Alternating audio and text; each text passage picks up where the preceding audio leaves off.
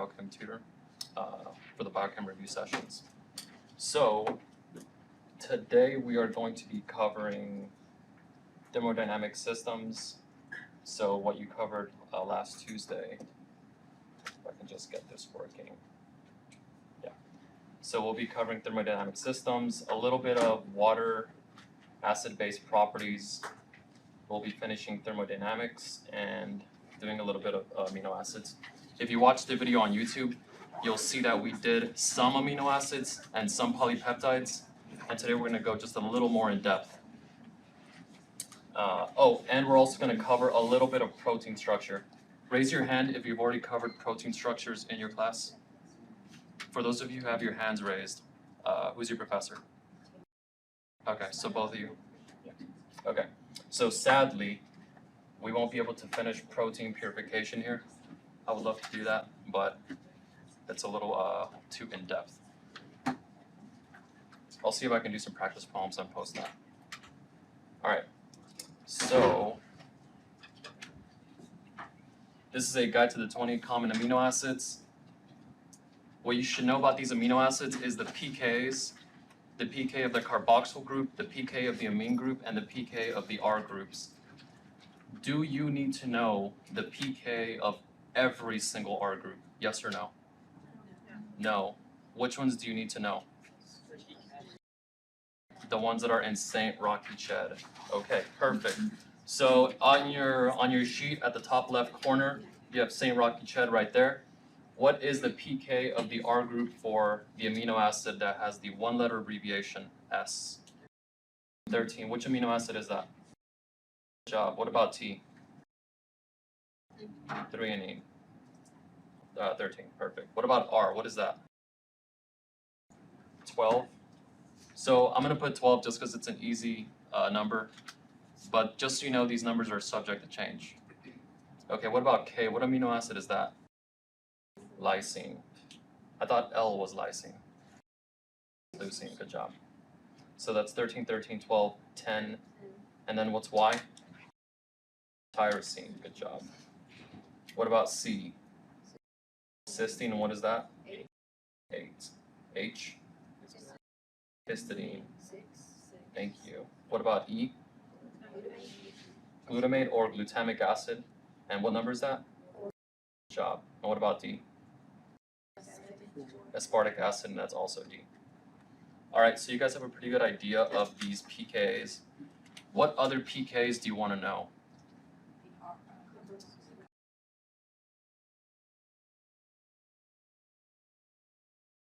So here is an amino acid, and sorry if it looks a little choppy. What amino acid is this? Yeah, that's alanine. Okay. What is the pK of the carboxyl group of alanine? It's about 2. Has your professor said anything different? Yes or no? Okay. What about the amine group? Yes. So the pK for this is about 9. If your professor says it's about 10, that's also true. The pK is kind of high. It's like 9.7. I'll stick with 9. Okay, and what about this CH3 group? What's the pK of that? We don't care. Good job. All right, so we're going to start with thermodynamics of biological systems. These are some pretty important definitions, and you're going to want to know each and every single one of these systems, the open system, closed system, and isolated systems. What's the difference between an open system and a closed system? One allows for the transfer of matter in or out. So open systems, we can imagine that to be like a pot of boiling water. So here's a pot, and you can see there's water boiling. So as you can see, if water is leaving the pot, is matter leaving? Yes or no? Yes. So water is leaving, and what else is leaving? Energy in the form of heat. That's an arrow for heat. So as you can see, matter and energy are being transferred out. So therefore, this is an open system. Does that make sense? Does anybody have any questions? Any questions at all, please ask. I love questions. Yes. That's beautiful. Yes. If you put a lid on this, so let's say that we did this. Good question. So let's say we put a lid on it, and that is the lid. Yeah. Let's say we put a lid on it, and now the water's still boiling, but the water is contained inside of that container. Is matter being transferred? It's a perfect seal. Okay, It's a perfect seal. Thank you. No, matter is not. Matter is not transferring, only heat energy is. So therefore, what type of system is this? It's a closed system. All right, now let's take it one step further. Is anybody going to take Chem here? I wish you good luck. Okay, so let's say now that, I'm going to take this arrow out. Let's say we take this one step further and we put this boiling pot in a perfectly insulating box. So now nothing is being transferred out. So it's still boiling inside, the water's still boiling, but there's no heat energy leaving, there's no heat energy going in, and there's no matter transfer. What type of system is this? It's an isolated system. Okay, so I know that these things may seem a little insignificant, especially because you're taking biochem, and it's about like enzymes and organic chemistry and gen chem, but I can promise you this, you're gonna have a few gimme questions regarding these thermodynamics systems. So, first one, a living organism such as a simple prokaryote can be classified as what? What's a prokaryote? Give me an example of a prokaryote. A bacteria? Has anybody here taking biolab, or is anybody taking biolab right now? Okay, you can put bacteria in little petri dishes, and you can put a lot of sugar in these petri dishes. Do the bacteria intake that sugar, yes or no? Yes. So is matter being transferred in to that bacteria? Yes. What about heat energy? Are they able to absorb heat energy? Yes. So what type of system is a bacteria? It's an open system. Does anybody have any questions about that? Any questions at all? Please ask. All right. So, all right. For those of you taking Dr. Marsh's class, I don't know about Dr. Thompson, but I think I saw something related to lithium chloride and ammonium sulfate in your PowerPoint slides. Anyway, a question regarding this graph is it's very popular to show up on your exam. It's very common. And what you should be taking from this is that you've got lithium chloride and it's reacting with water. For those of you who are taking pictures, you need not do that. The video is going to be up in a little bit, but by all means. Okay, so you've got lithium chloride reacting with water, and then boom, you still got water. So if you look at this reaction, look at the delta H. Is this reaction exothermic or endothermic? Yes. So this reaction is exothermic, so that means it releases heat energy. What about entropy? Does entropy increase or decrease? It decreases somehow. To me, it looks like it's increasing, but according to a bunch of people that are smarter than me, entropy decreases. There's a good explanation for that, but it involves Chem. I don't think you guys want that. Okay, so yeah, entropy decreases. But look at this. The delta G, it's negative. So what does this mean? It means that this reaction is spontaneous.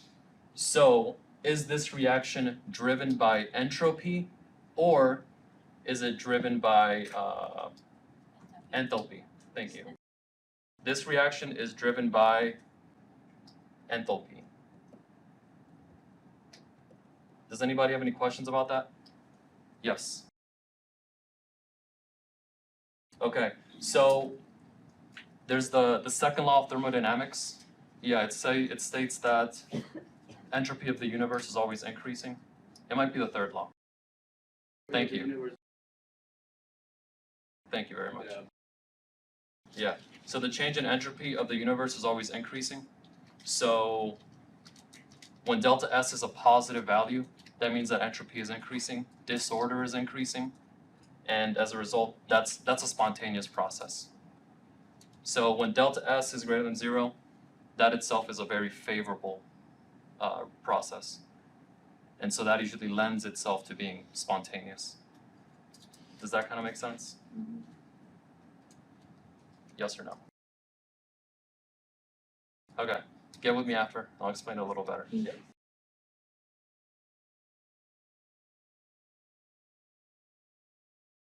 It'll be given to you. Okay. Yeah. Yeah, they'll give you values of anything. This is, you're not supposed to know that this reaction is entropically unfavorable. Yeah.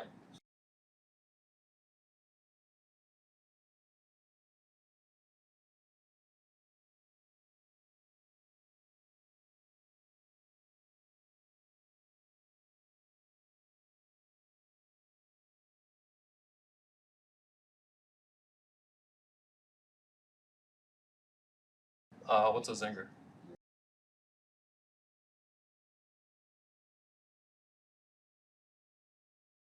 Honestly, I have no idea. I'm sorry. All right, so looking at the reaction of ammonium sulfate reacting with water. So this is the solvation of ammonium sulfate. It reacts with water. Excuse me, could you please sign in? Thank you. And we've got that and that. Okay, so is this reaction enthalpically favorable, yes or no? No, right? Why not? Because the value is positive. Reactions that are that usually require an input of energy aren't always spontaneous, but there's some that are, like water melting. Okay. What about the entropy? Does entropy increase or decrease with this solvation reaction? It increases. So this reaction is driven by what? Entropy. So this reaction is driven by entropy. So from this slide right here, whenever you're looking at this slide, just look at what is driving the process. On the exam, they'll most likely tell you, they'll give you a value, like the change in entropy is +3, which is a good thing, right? We want entropy to be a positive value. Okay. Does anybody have any questions? Yeah.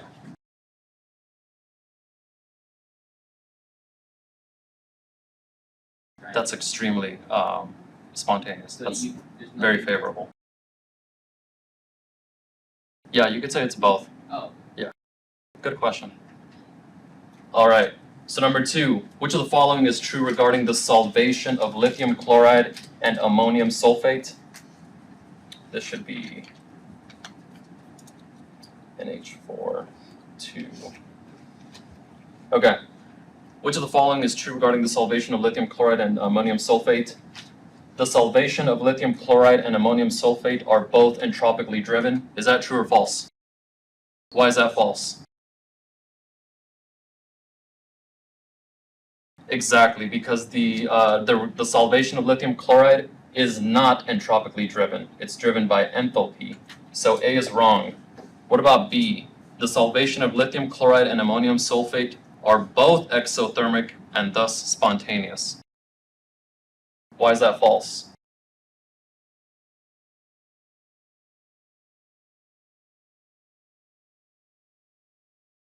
Exactly. So what this is saying is that the solvation is exothermic for ammonium sulfate. Is that true or false?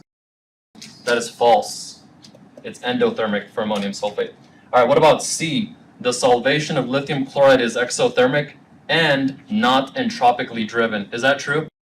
That's true. What about D? The solvation of ammonium sulfate is endothermic and entropically driven. Is that true or false? That's true. So both C and D are right.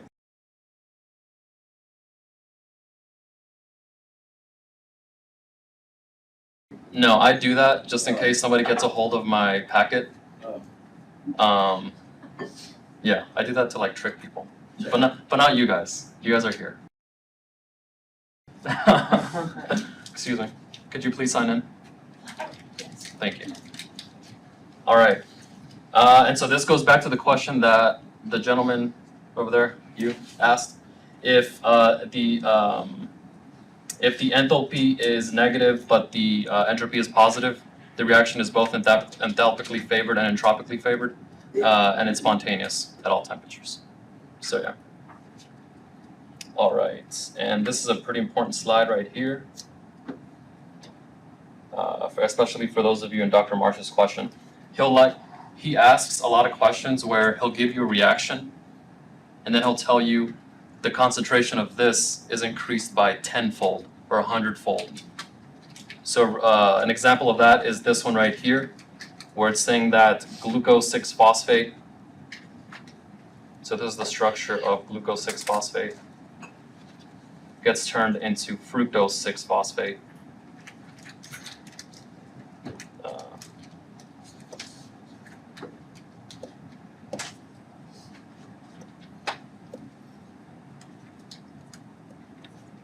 Okay, so this is G6P, and this is F6P. And this reaction is reversible, and at equilibrium, you have twice as much G6P as you do F6P. Does everybody understand equilibrium constants? It just tells you like the ratio of products to reactants at the very end of the reaction.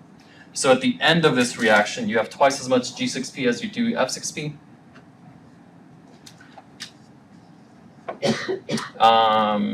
And so at equilibrium, delta G prime is equal to delta G naught prime plus RT ln KEQ. This is a very important equation that you guys should know. When they tell you that a reaction is at equilibrium, that means that this value right here is 0. Does anybody have any questions about that? So delta G prime is equal to delta G naught prime plus RT ln KEQ. You can also see this equation as delta G is equal to delta G naught prime plus 2.303 RT log KEQ. You can use either one of these equations. I prefer using natural log.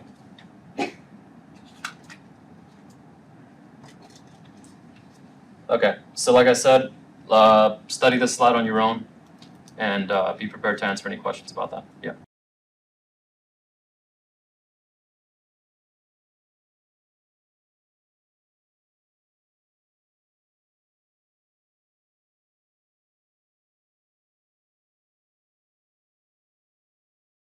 Yeah, so the prime means that the reaction is occurring at a pH of 7.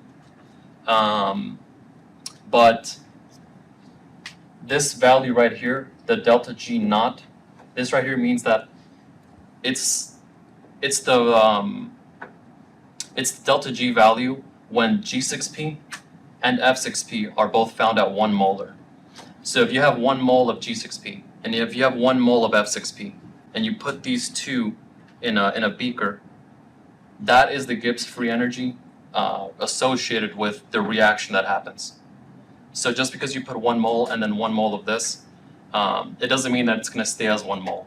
A reaction is going to occur in a certain direction, and that is the Gibbs free energy associated with that reaction. Does that make sense?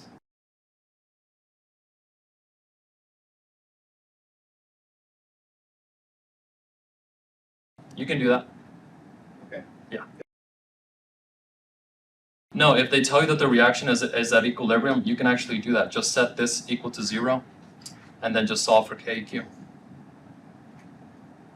All right. Are you guys able to see that clearly? All right.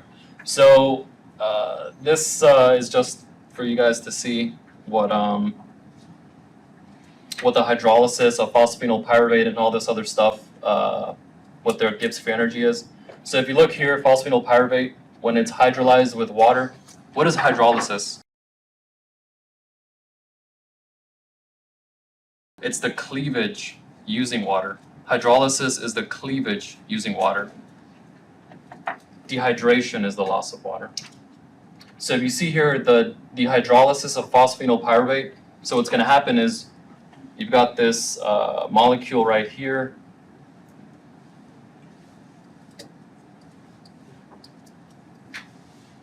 And it has a phosphate group right there. Water is going to come in, nucleophilically attack, and release that phosphate.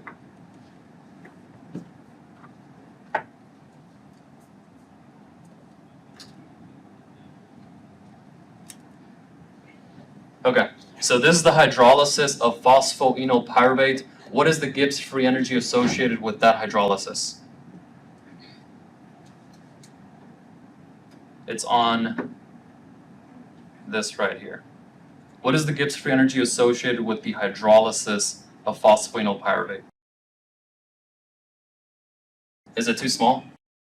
Okay, I'm sorry. It's negative 62 kilojoules per mole. Is that a favorable reaction, yes or no? Yes. Okay. This reaction has a Gibbs free energy of negative 62 kilojoules per mole. Does that mean that this reaction occurs fast or slow? Nothing. It doesn't tell you anything. Exactly. It doesn't matter. If you have a negative 62 kilojoule per mole Gibbs free energy, it doesn't tell you anything about the speed of the reaction. Are we clear on that? Does Gibbs free energy tell you anything about the speed of a reaction? No. Yes. Yes. It could be negative 50. So it doesn't matter how positive or how negative or a Gibbs free energy is. It doesn't tell you anything about the speed. Does anybody have any questions about that? Okay. All right, so number 3. I don't know why I did that. That should be a G. So what is the delta G prime of the following reaction at 25 degrees Celsius? Okay. So what is the delta G prime for the following reaction at 25 degrees Celsius? If you guys have calculators, please whip them out. We're going to do this together.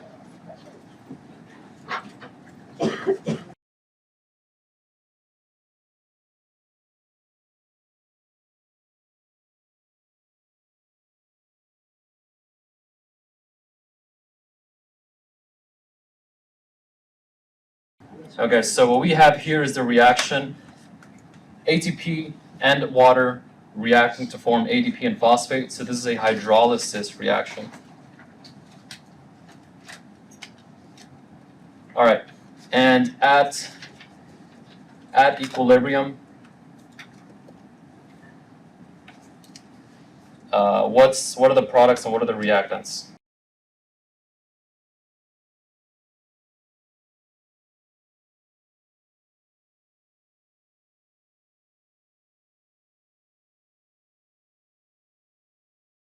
And what about water? Do we include that in this equation? No, we do not. Okay, so KEQ is equal to, what concentrations go on top?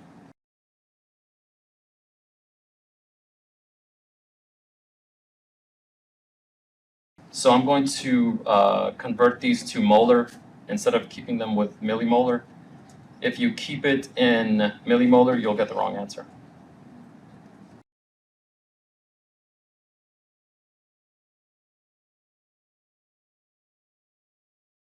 Yes, so millimolar, it's still the same, but you need to convert it to molar. Because if you don't, when you take the natural log, you'll get a different number. So KQ, these two cancel out. So then you're taking delta G prime is equal to negative 30.5 kilojoules per mole plus RT ln 1.0 times 10 to the negative 3 molar. Are there any questions about that? So what is the delta G prime for the following reaction? and we are given the concentrations. So we're going to plug those in. Actually, let me make a small correction. If you guys will look at the front page of your packet, there is an equation that says delta G is equal to delta G naught prime plus RT ln Q. That is the one that we should be using, which is not going to change anything, or it's not going to change our calculation.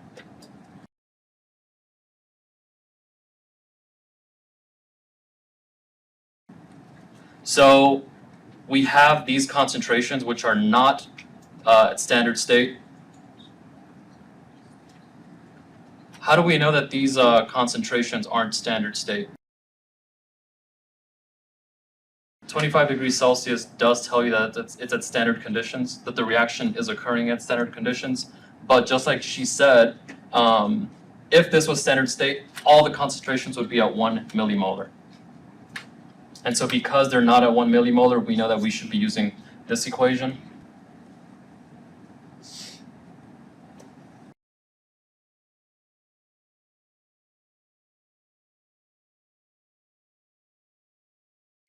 Yes, you do. Or you can convert the joules to kilojoules. It's up to you. But at the end of the day, the questions or the answers are all in kilojoules, so you'll want to do that anyway. Okay. So then delta G is equal to negative 30.5 kilojoules. And what's this number right here? What R value are we using?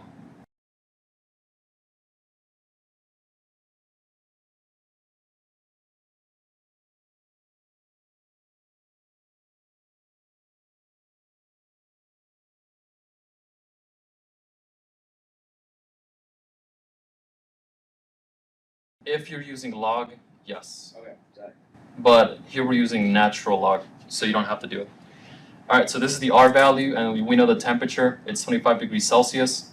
So the temperature is 273.15 plus 25 degrees Celsius, which is 298.15.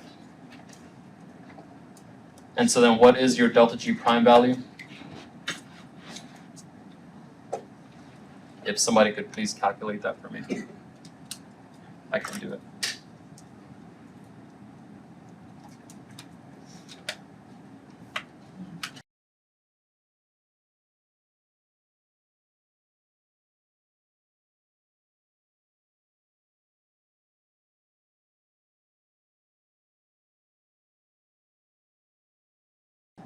Yes, so that would be negative 17 what? Negative 17.1 kilojoules per mole. So when you add these two numbers together, what do you get? Negative 47.6 kilojoules per mole. Does anybody have any questions about how we did this? Yes.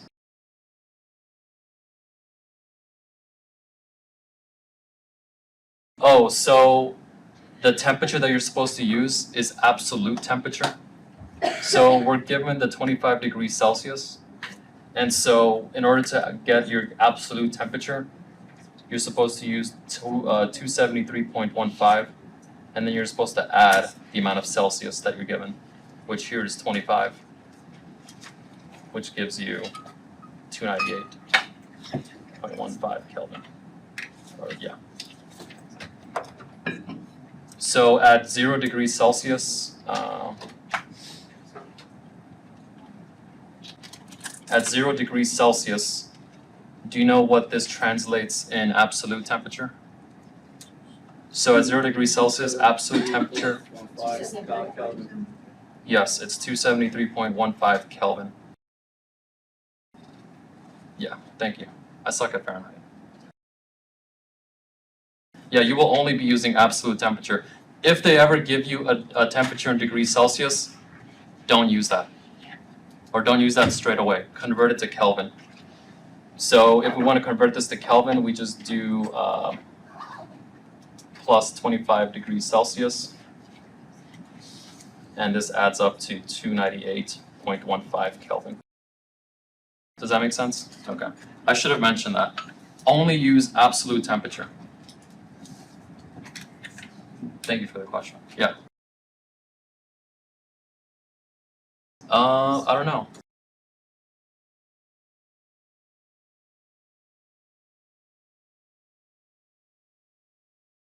There you go. That's what she said. Is it okay if I erase this? It's going to be available online, so I need space to solve number 4. All right.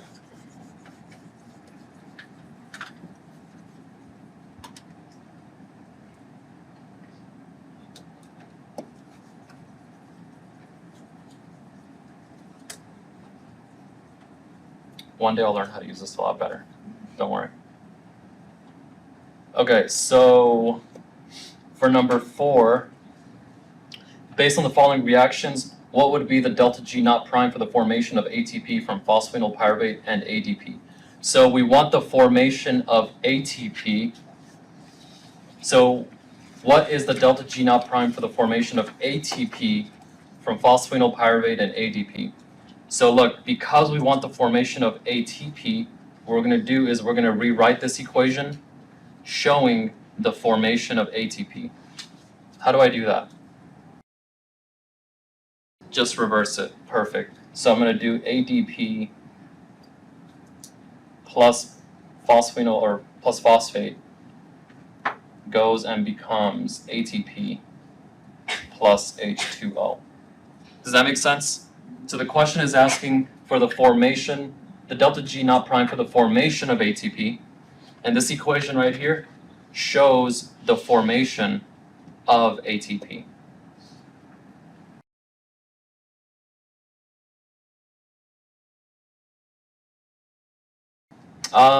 It's so the reaction. This reaction right here is it is a reversible reaction because once we flip this right here, what is the delta G value associated with that? Plus. Yeah, now it's plus.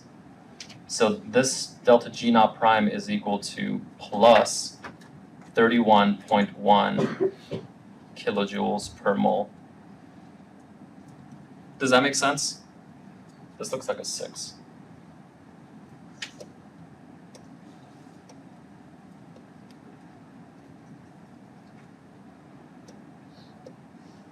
So this is 31.1 kilojoules per mole. All right, and now, since we're forming it using phosphoenol pyruvate, how should we write this next equation, the second line? As it is, or should I flip that one too? Leave it as it is. So I'm going to abbreviate phosphoenol pyruvate with PEP. So PEP plus water goes and becomes pyruvate. I remember when I took biochem, I had a question like this on my exam. So if you have any questions, please ask. All right, what is the Gibbs free energy associated with this reaction right here, the second line? Exactly, negative 62.2 kilojoules per mole. All right, and so then what we're going to do is we are going to cancel out anything that shows up on the on both sides. So we have phosphate and water. They may ask you to do a question like this as your free response. Did your professor say that there's going to be a free response question at the end of the exam? Okay. Usually it's something like this or drawing a polypeptide, which don't worry, we're going to do polypeptides again. All right, so we're going to add these two things up. ADP plus phosphoenol pyruvate goes and becomes ATP plus pyruvate. And what is the Gibbs free energy associated with this reaction? How do we find it? Add them up. Perfect. So we're going to do 31.1 kilojoules per mole. I hate writing mole. Plus negative 62.2 kilojoules per mole. And what is that value going to be? Negative 31, so the answer is A. All right, I did a bad job of writing down the answer for the previous one. What's the answer for 3? Negative 47.6 kilojoules per mole, and it is A. All right. Does anybody have any questions about number 4? Any questions at all? Please ask. I love questions. when I can answer them. No? Yeah.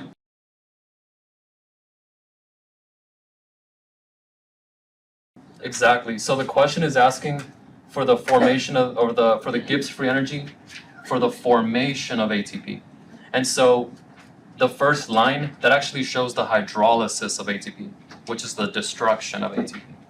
So we flip it to make it the formation. Does that make sense? Okay. Any other questions? All right, number 5. The binding of protein X to the phosphate backbone of DNA has a Gibbs free energy of negative 57 kilojoules per mole at 25 degrees Celsius. Calculate the equilibrium constant for the interaction of protein X to the DNA. All right, this question right here, it's similar to the one that showed up on my exam. And it's similar to the one that has shown up in previous ones. But of course, I flipped it, or I changed a few things, just so I don't get fired. Okay, so just so you know, number 5, it's literally just like all the questions that we've been doing thus far. It's no different. So what we have here is protein X, and it's interacting with DNA. So we're writing this just like if it's a chemical reaction. Protein X with DNA, and it forms the protein X DNA complex.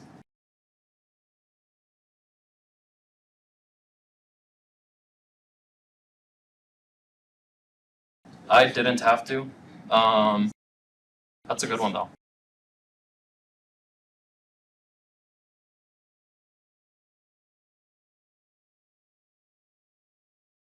Well, your professor might have you balance an equation. So, but I've never seen one, honestly. Okay, so this is the reaction that we have. We have the binding, so it's the binding of protein X to the phosphate backbone of DNA. So we've got protein X and we've got DNA, and they're forming this complex. And look, it's just like this reaction that we did over here, the very number 3. So what they're asking us is to find the equilibrium constant, so we can use this equation. Delta G prime is equal to delta G naught prime plus RT ln KEQ. I have a question for you guys. If I were to use this equation, would I get the same answer?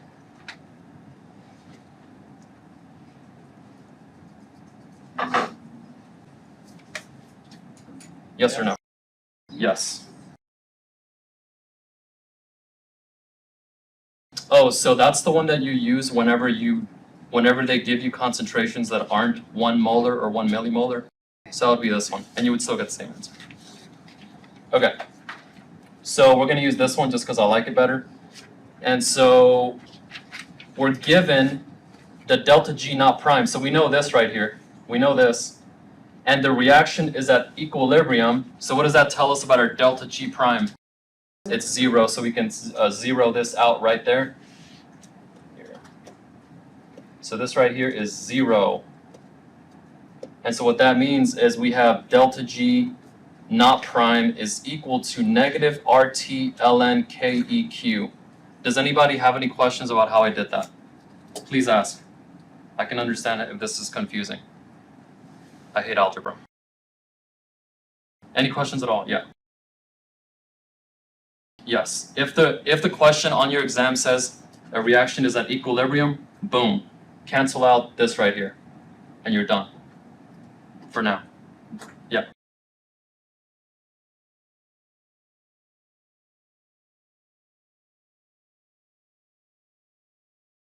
Exactly. Perfect. That's a good question. Are there any other questions? Are we good? All right. So we know delta G naught prime, and that is negative 57 kilojoules per mole, and negative 8.314 times 10 to the negative 3 kilojoules per mole Kelvin. What's my temperature? 298.15 Kelvin. I thought my temperature was 25 degrees Celsius.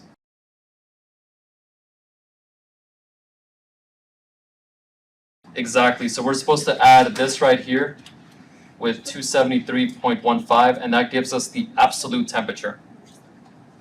Alright, so then we're trying to find ln KEQ. Alright, so we'll go ahead and multiply this and tell me what that number is.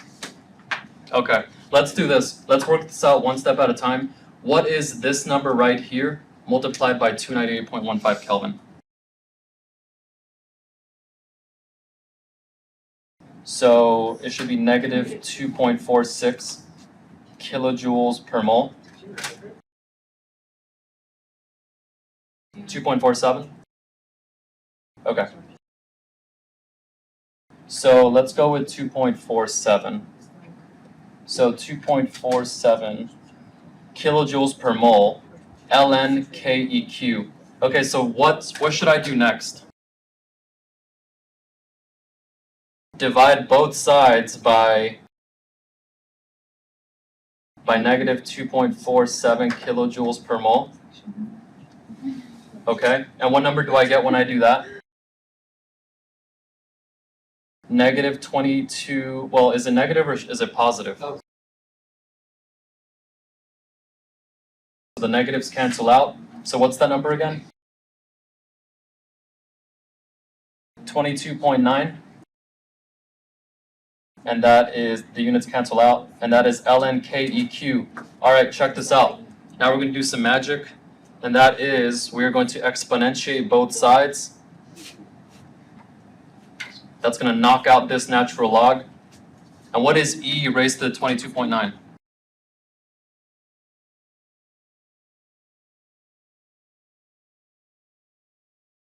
Go ahead and round the 9.7 to 10. So what is that?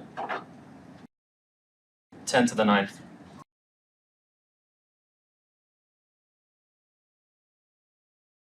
Okay, so the KEQ is 10 to the 9th. So does this reaction proceed in the forward direction or in the reverse direction? Forward direction. Okay, so the answer for number 5 is what?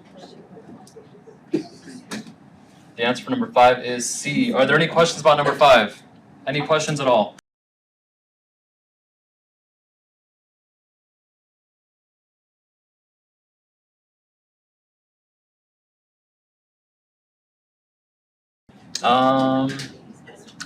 Can you tell me what you got? So can you tell me what you got on the calculator?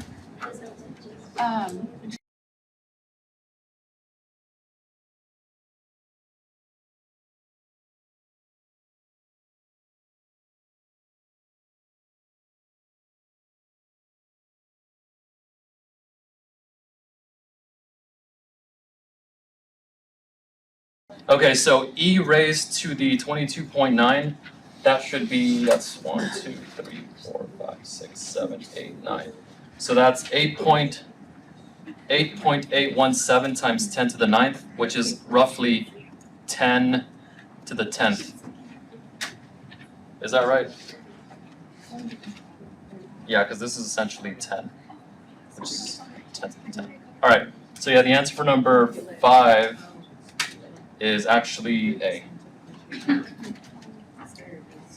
All right, moving on to number 6.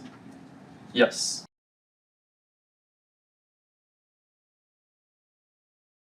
So because this is 8.817 times 10 to the 9th, what this essentially is 10. So you have 10 to the first power times 10 to the 9th power, which is equal to 10 to the 1 plus 9, which is equal to 10 to the 10. Yes, so the answer is A. Yes.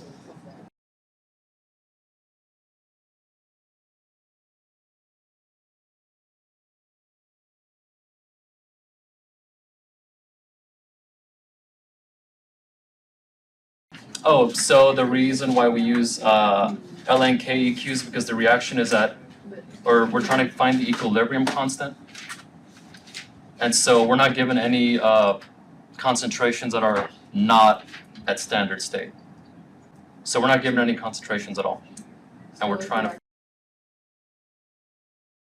If you are given concentrations and those concentrations are not 1 millimolar or 1 molar, if they're not standard concentrations, then use Q. Okay. All right, number 6. Which of the following is false? A, if a reaction is spontaneous, the reverse reaction is non-spontaneous. Is that true or false? That is true. What about B, a reaction that is exergonic is spontaneous under certain conditions. Is that true? That is true. What does it mean for a reaction to be exergonic? Is that delta G, is that delta H or delta G? Delta G. Exergonic is delta G. Exothermic is what? Delta H. Okay, so if a reaction is exergonic, a reaction that is exergonic is spontaneous under certain conditions. That is true. What about C? A spontaneous reaction occurs really fast. Is that true? That is false. What about D? Non-spontaneous reactions occur really slow. Is that true or false? Isn't that supposed to be true because it's actually having to do work and depending on the intermediates and such? So it depends on conditions, so it will always be. So if a reaction is spontaneous, which means delta G is positive or negative, that has no bearing on the speed of the reaction, right? So delta G, positive or negative, does not tell you anything about the speed. Exactly. But like,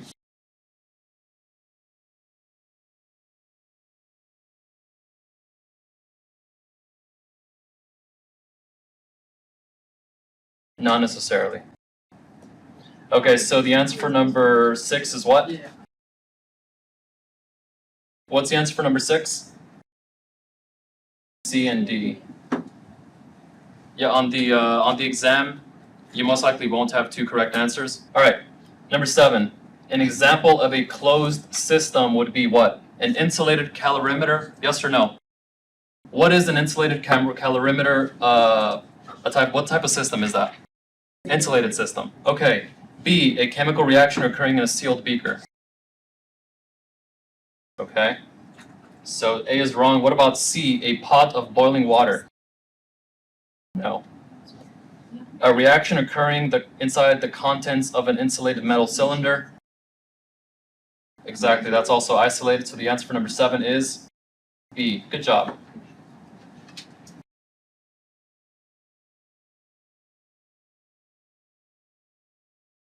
Exactly. Yeah. All right, number 8. Which of the following will contribute to a reaction going in the reverse direction?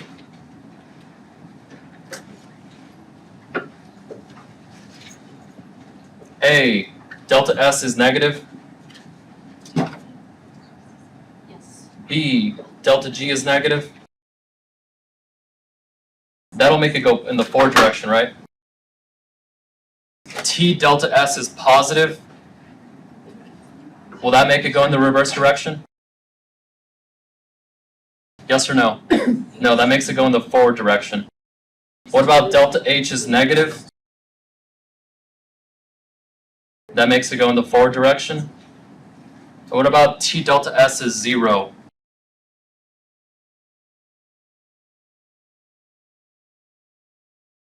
It wouldn't really influence it. It would be dependent on delta H at that point. But what about between A and E? Which one is the best answer? A.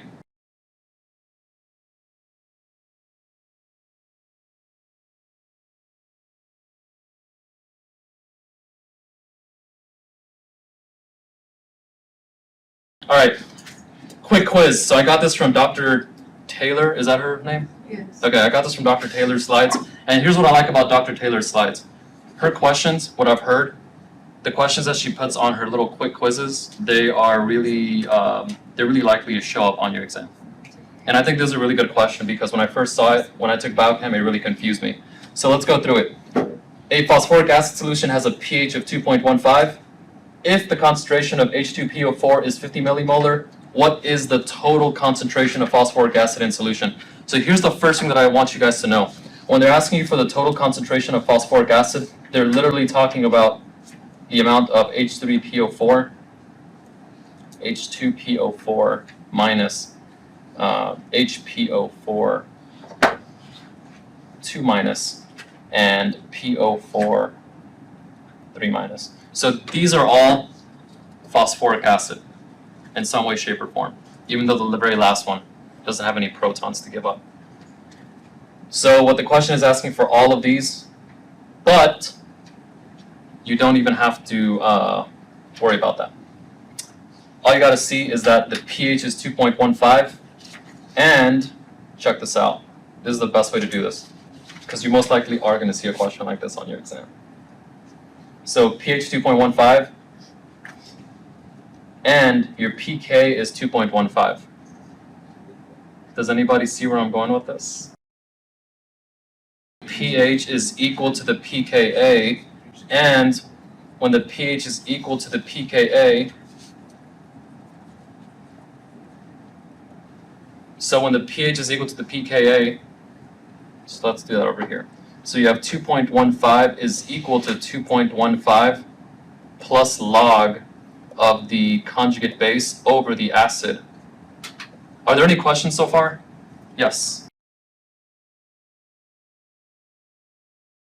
We're going to go through that right now. All right, so when the pH is equal to the pKa, we are going to solve for this ratio. So 0 is equal to the log of A minus over HA. And then we're going to do some magic, and we're going to exponentiate both sides. What's 10 to the 0th power? 1. What is 10 to the log? Cancels. And so then what you're left with is A minus over HA. So check this out. She asked, what does it mean when the pH is equal to the pKa? And what this means, if you look at this little ratio right here, what this means is that the amount of conjugate base that you have is equal to the amount of acid that you have. When the pH is equal to the pKa, so like what we showed here, when you solve for the ratio of A minus to HA, when the pH is equal to that pKa, the amount of A minus is equal to the amount of HA. Yes. The pK that you should be using is the one that is closest to the pH. If you remember that little nugget of wisdom, you're going to be in good shape. You should use the pH, you should use the pK that is closest to the pH. We can go into the explanation as to why, but it's a long one, and I don't think you're going to like it. But it's a good one. Yeah. You would still use the one that is the closest to that pK. So like let's say the pH was 3, you would use the pK 1 because it's the closest one, like on the number line. So here you have 2.15, 7.20, and 12.40. Yes, the exact same. Good question. So let's say they gave you the pH was 3. So let's say they gave you that pH. Which pK would you use? pK 1, right? What if the question said the pK is 6? Use pK 2. All right. Yes.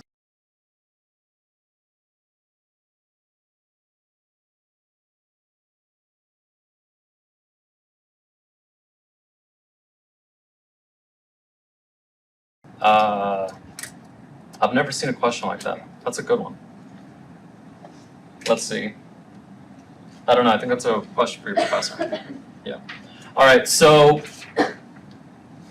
when the pH is equal to the pKa, you have an equal amount of A minus to HA. That's extremely important for you guys to like conceptualize. And we just proved that mathematically. Do you want me to do it again? Because I think that's really important. Yes or no? Raise your hand if yes. All right. So we're going to go through that again.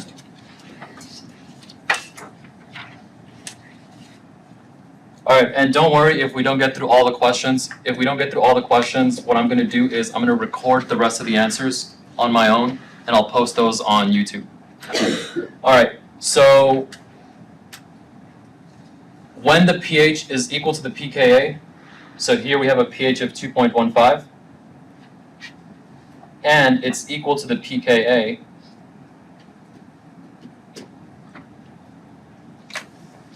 what this means is that the ratio of A minus to HA is the exact same. Just the ratio, we're not talking about concentrations right now.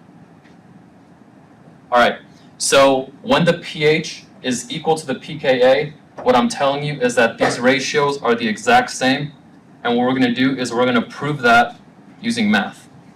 So we're going to prove that these ratios are equal to each other. So look at this. We're going to minus 2.15 on both sides, and that's going to leave us with 0 is equal to log of A minus over HA. Is everybody okay with that? All right, now we're going to exponentiate both sides. And what is 10 to the 0th power? 1. And this is going to be A minus over HA. Are we okay with that? Are there any questions so far? So look, what did I say at the beginning? I said when the pH is equal to the pKa, the ratio of A minus to HA is the exact same. What that means is that the concentration of A minus is equal to HA, and we're going to prove that right now. So look at this. I'm going to multiply both sides by HA.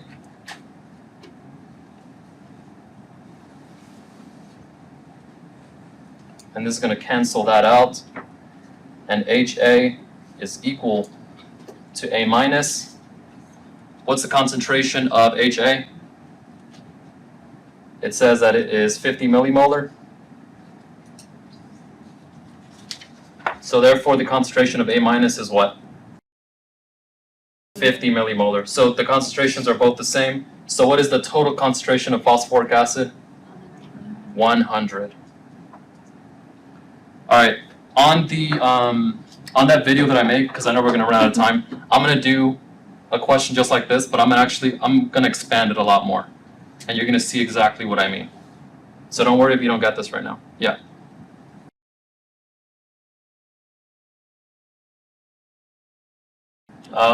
No. So because the pH is equal to the pKa, well, let me expand on what you're saying.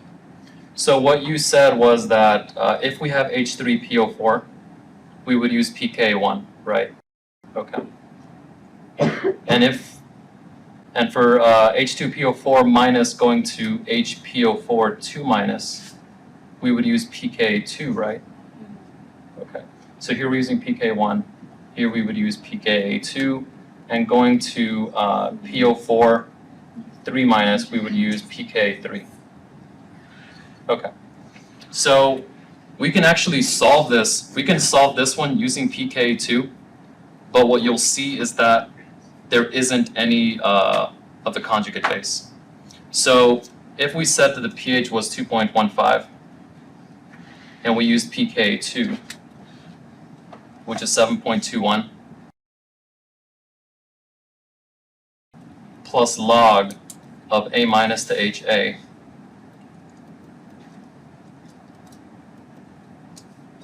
you'll get a negative number right here, which would be negative 4 point.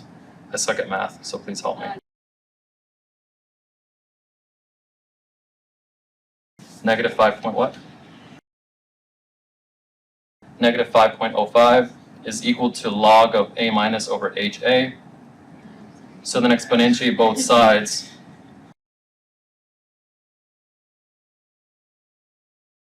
Yeah, so what this means is that I'm going to round this out to like 1 over 10 to the 5th is equal to the ratio of A minus to HA.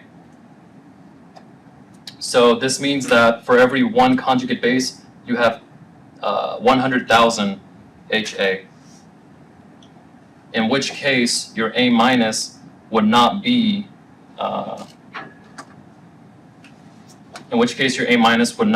this, what is it, the H2PO4. It would actually be HPO4, H3PO4. When I make the video, I'm going to expand a little more on it, just because I can see how it's a little confusing. But the concept is still the same. And sorry, I meant to write for this one over here. So here's what we're going to do. We're going to skip 9 and the quick quiz, but I'm still going to do those on the video. The answer is still the same. Is that okay? Okay. All right, so when the pH is equal to the pKa, you have an equal amount of what? You have the ratio is equal, so the amount of conjugate base is equal to the amount of acid. So if they give you the amount of acid, you know how much conjugate base you have. Is that okay? All right. All right, number 10. What is the isoelectric point of a solution of glutamic acid? What is the isoelectric point? What does that mean? Exactly, it's the pH at which the solution has no net charge.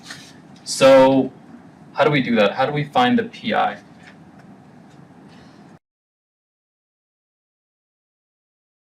Okay, so let's do that. We're going to draw all of the ionizable forms of glutamic acid. What's another way that you can call glutamic acid? Glutamate. What's the one-letter abbreviation for glutamate? What about for leucine? For leucine, L. What about for lysine? Tyrosine? Tryptophan?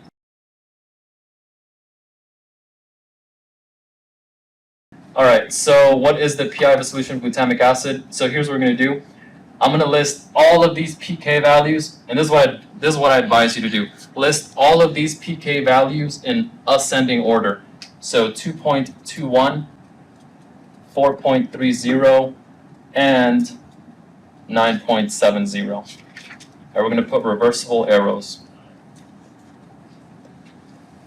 And then there's a box here, a box there, there, and there. Okay, so this is what glutamic acid looks like. It is a carboxylic group right there with an amine group and that right there. So I drew it completely neutral, okay? This is a completely neutral form of glutamic acid. And so now what we're going to do is I'm going to drop the pH super low. And the reason for that is because I want to see what the charge of glutamic acid is when the pH is really low. So give me a pH that is less than the lowest pKa. 1. So let's say the pH is equal to 1. What is this glutamic acid going to look like at a pH of 1? It's going to be completely protonated, and so is this amine group right here. Does that make sense? So we're going to protonate this amine group, and it becomes NH3+. Are there any questions about that? What's the charge on this glutamic acid? +1. All right, as soon as we're done doing this, I'm going to show you why you don't even have to solve the rest of them. It's going to be beautiful. Yeah.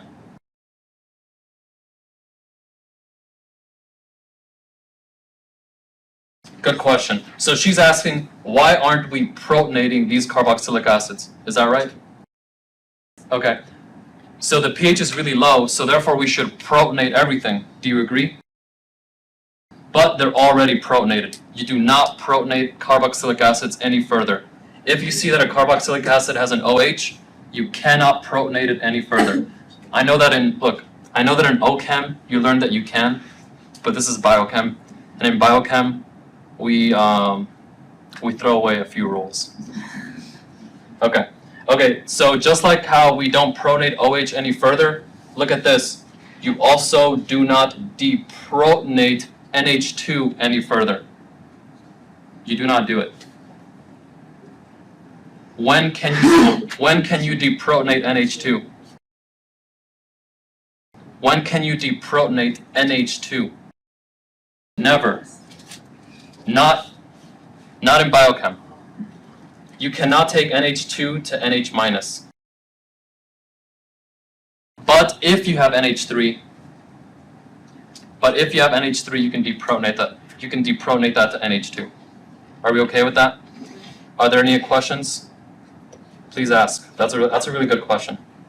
Thank you for asking. Anything else? Okay, so when the pH is less than every single pKa, you protonate everything that you can protonate, and here we can only protonate the amine group, which gives you a +1 charge. Does that make sense why we have a +1 charge? Okay, now let's raise the pH a little higher. Let's make it a number between 2.21 and 4.30. Give me a number. 3. So let's say the pH is equal to 3. What am I going to deprotonate? The carboxylic acid that has a pK of 2.21. Which carboxylic acid here has a pKa of 2.21? The one that is directly connected to which group? The alpha carbon. So this is the alpha carbon right here. Does anybody have any questions about that? The alpha carbon is the one that has the amine group and the carboxylic group directly connected to each other. Alright, so we're going to deprotonate that one. Are there any questions? Why didn't we deprotonate this one over here? I thought this was a carboxylic acid group. Because its pK is 4.3 and the pH is only 3. I feel like I should have done this before we started that. What do you do when the pH is less than the pKa? When the pH is less than the pK, what do you do? Protonate. And when the pH is greater than the pKa, deprotonate. Okay, can you deprotonate NH2 in biochem? No, not even in your wildest dreams. In OChem, by all means, do it. But this is biochem. And here we ignore a few rules. Excuse me, could you please sign in? Sure. Thank you. All right, so the pH is 3, so therefore we deprotonate the carboxylic acid group that is connected to the alpha carbon. And what net charge does that give us? 0. Good job. So that gives us a 0 charge. All right, let's raise the pH a little higher. Let's give me a number between 4.3 and 9.7. 7. All right, when the pH is 7, what are we going to deprotonate? Well, one of them is already deprotonated. What else can we deprotonate? The amine group or the carboxylic acid. Why not the amine group? Because its pK is 9. Perfect. You guys are a lot in a lot better shape than I was when I took biochem. I actually didn't learn biochem until I was forced to TA for that class. Well, I forced myself to do it. But yeah, so don't be afraid if you're not really understanding anything. I was in that same boat. Alright, so what is the charge on this glutamic acid when the pH is 7? -1. Alright, do you see where we're going with this? What would happen if I raise the pH even further? It'll be -2. But look at this, you don't have to do any of this. You can literally just do the very first one, fill in all these boxes. You're going to know that you're going to have the most positive charge all the way at the beginning, right? When the pH is the lowest number. Okay. Let me explain that again, because I butchered my words. So, if we list all of these pKa's in ascending order, and if we put the charge here, excuse me, could you please sign in? So, if we write every single one of these pKa's in ascending order, and if we put every single box here, this is the first pK, right? If I make the pH lower than all of the pKa's, what must I do to the amino acid? You must protonate absolutely everything. So as soon as you find what this charge is, +1, you're going to know that it's just going to go from +1 to 0 to -1 to -2. Does that make sense? All right, and even if you don't get that, don't worry about it. We found the 0, so all we got to do is add these two up and divide by 2. What number is that? 3.35. The answer for number 10 is C. Okay. So at this point, it's 12:15 p.m. Before you go, We're going to do number 11. It's going to be real quick. This is really important. The pKa's, are they subject to change? Yes or no?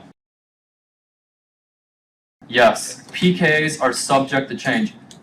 If I tell you that the pKa of the carboxylic group of glutamic acid is 2.21 for this one right here, understand that these pKa's are subject to change depending on what? Depending on the chemical environment. This is, I can almost promise you that a question like this is going to be on your exam. If you've got Dr. Marsh at least. Okay. The pKa's are dependent on the chemical environment. I need you guys to like burn that into your memory. pKa's are dependent on what? The chemical environment. Alright, so we're going to go with number 11. It's going to be super fast, don't worry. The pK of an acidic group can sometimes depend on the solution conditions or the immediate environment of the group. If an aspartic acid residue is removed from the hydrophilic surface of a protein to the hydrophobic core, how will the pK of its side chain be affected? Alright, so here I'm going to draw a little example for you. This is a phospholipid bilayer, and here is a protein. We're going to call this protein A. Alright, let's say that on the surface of protein A we have a aspartic acid residue. Inside of the phospholipid bilayer, what type of environment is that? It's hydrophobic, right? So do you think that anything with charges is going to be found inside? No. For the most part, no. So what is the pK of aspartic acid, the side chain? It's about 4. If we were to move the aspartic acid from the hydrophilic surface of a protein, if we were to move this aspartic acid from the hydrophilic surface of a protein and we were to put it here inside of the hydrophobic core, so we move it from here to here, what do you think is going to happen to the pK of that aspartic acid? Is it going to increase or is it going to decrease? Raise your hand if you say increase.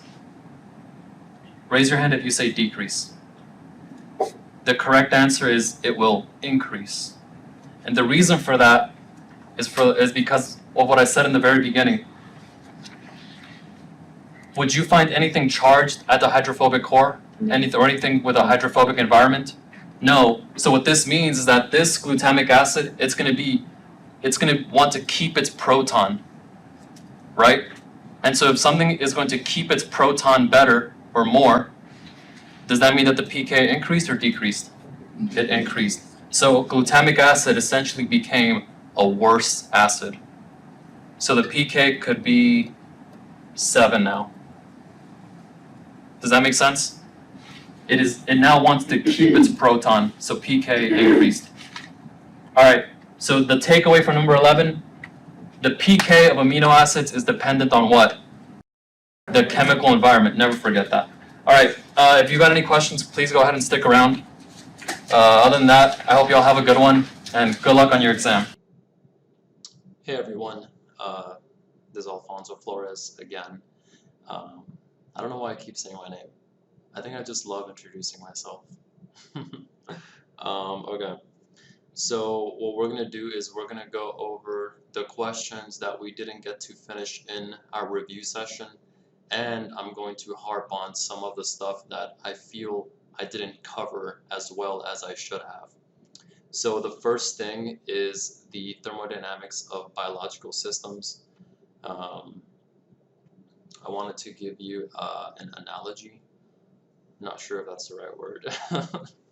Alright, so we've got open systems, closed systems, and isolated systems. So what I hope to do is differentiate and better explain what each of these systems is. So for an open system, you can imagine that you have a cup of coffee, and that is the cup of coffee. Okay, so you've got coffee in here, and as you can see, there is steam coming out of it. And what this steam is, that is water in the gaseous state. So because water is leaving, that means that this little system is exchanging matter with the surroundings. So water is leaving. And also, if you were to put your hand on this cup, you would feel heat. So as you can see, this little system is exchanging energy in the form of heat, and it's exchanging water, or it's exchanging matter in the form of water. And that is what makes this an open system. Now, let's say that we put a seal over this cup, or let's say we put a cover on it, and now none of the water. Jeez, that's such a horrible cover. Okay, this is a cover. All right. All right. So let's say we put a cover on it, then there would be no more water leaving, but you can still put your hand on it and feel the heat from from the cup. So for that reason, this is now a closed system.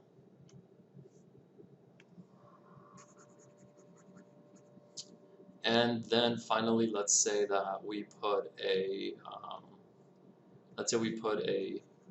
some styrofoam over it, a perfectly insulating styrofoam.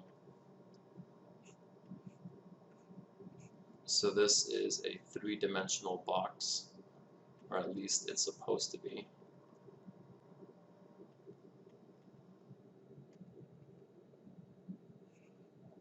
Jeez, that's horrible. But you got the idea, right? I hope it is a perfectly insulating box. Now, because it's perfectly insulating, what this means is that it is not able to transfer heat energy. So you can put your hand on this box and there is no transfer of heat energy out or in. And also because it's a perfectly insulating box, there's also no matter being exchanged. So this makes this an isolated system, which exchanges no energy or matter. Okay, I hope that clears things up a little bit.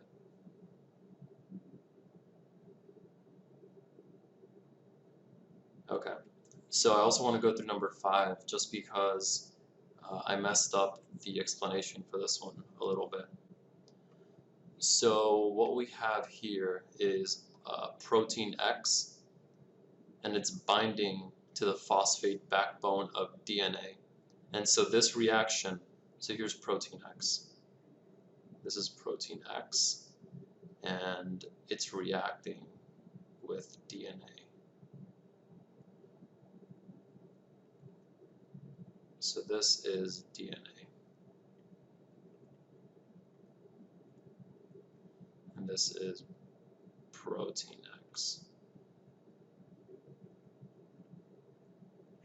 Alright, so protein X reacts with DNA and it forms a complex.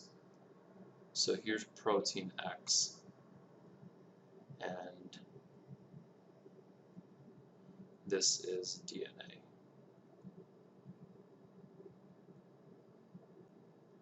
So as you can see, you have the protein DNA complex. Alright, and so this reaction, protein binding with DNA and forming the protein DNA complex, this has a delta G naught prime, a Gibbs free energy of -57 kilojoules per mole. And so what this means is that this reaction is very, very favorable. And so what the question is asking us to do is to calculate the equilibrium constant for the reaction of protein X with DNA, the interaction. So the way that we can do that is using this equation. Delta G prime is equal to delta G naught prime plus RT ln K EQ. Some of you may have also seen this equation written as delta G prime is equal to delta G naught prime plus 2.303 RT log K EQ. You can use either one of these equations and you'll get the exact same answer. But I prefer using the natural log version of it, so for that reason that's what we're going to do. But that form is still correct. Let's see. Okay. All right, so because this is asking us to calculate the equilibrium constant, what you should know is that at equilibrium,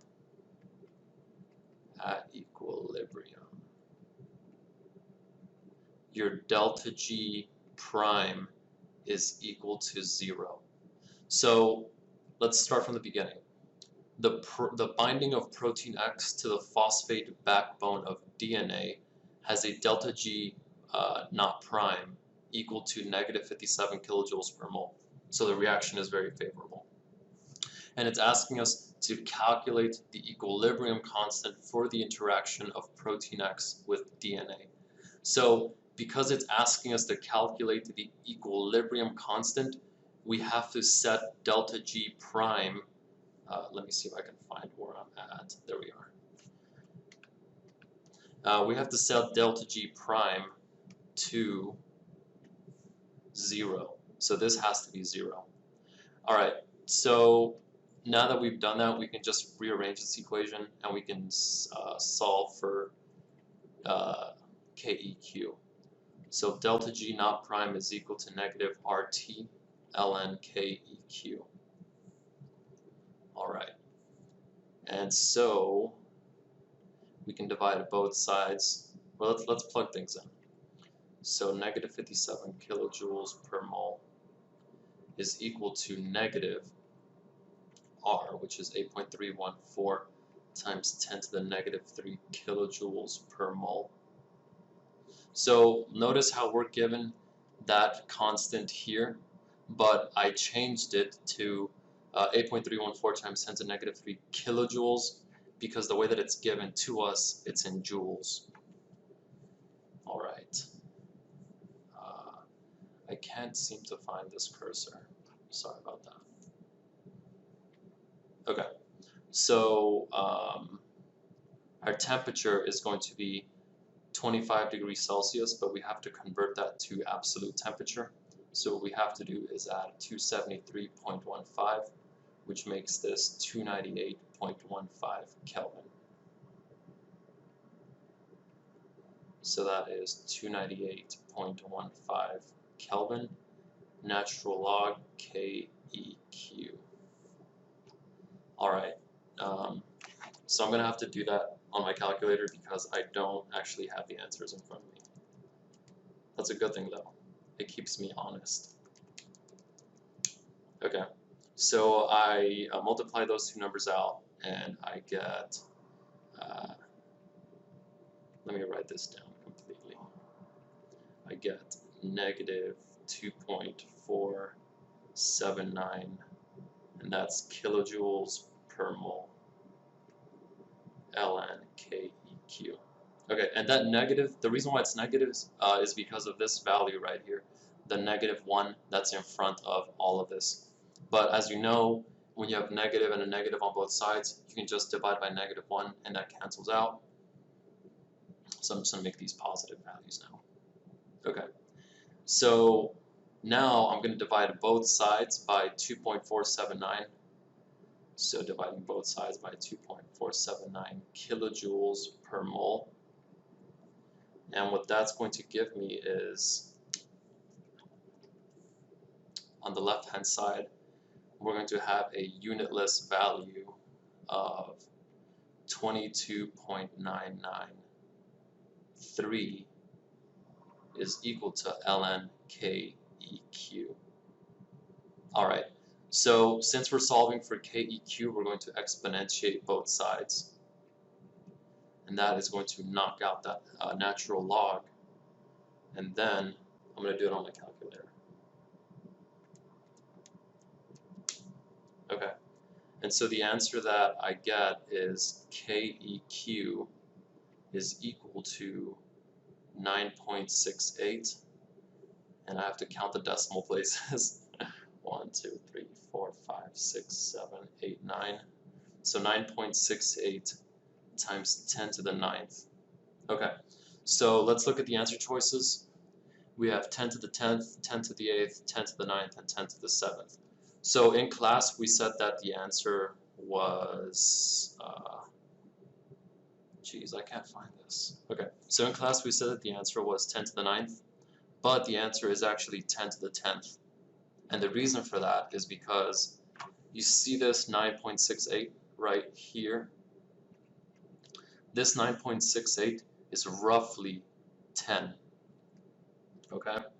And if you have 10 times 10 to the 9th, what you essentially have is 10 to the first power times 10 to the 9th, and this is equal to 10 to the first power plus the 9th power, which is equal to 10 to the 10th. And I have seen professors do this on exams where they'll give you a number that's very close to another integer, and they'll expect you to round up or round down. So for that reason, the correct answer is A, and that is 10 to the 10th. So that is the answer. Okay, and the quick quiz, I also didn't do a very good job explaining that, so we're going to do that right now.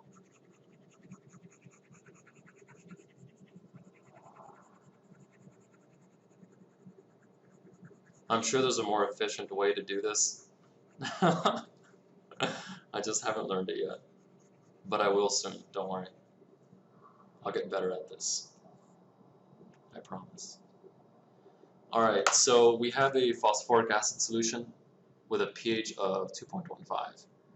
My voice always cracks, so it just means that I'm going through puberty again, which is fun.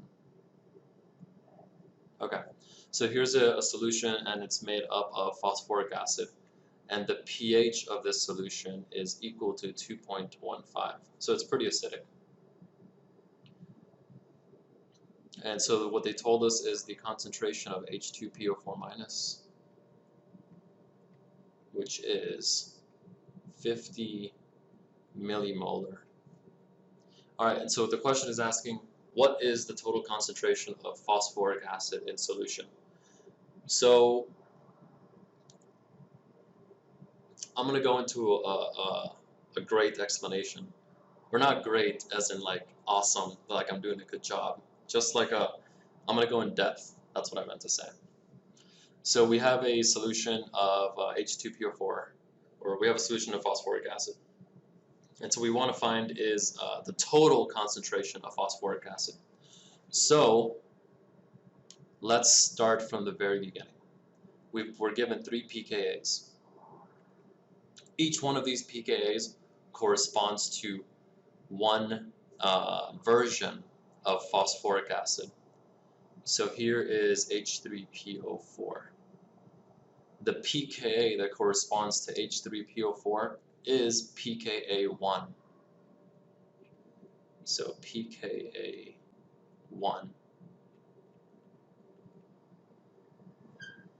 All right.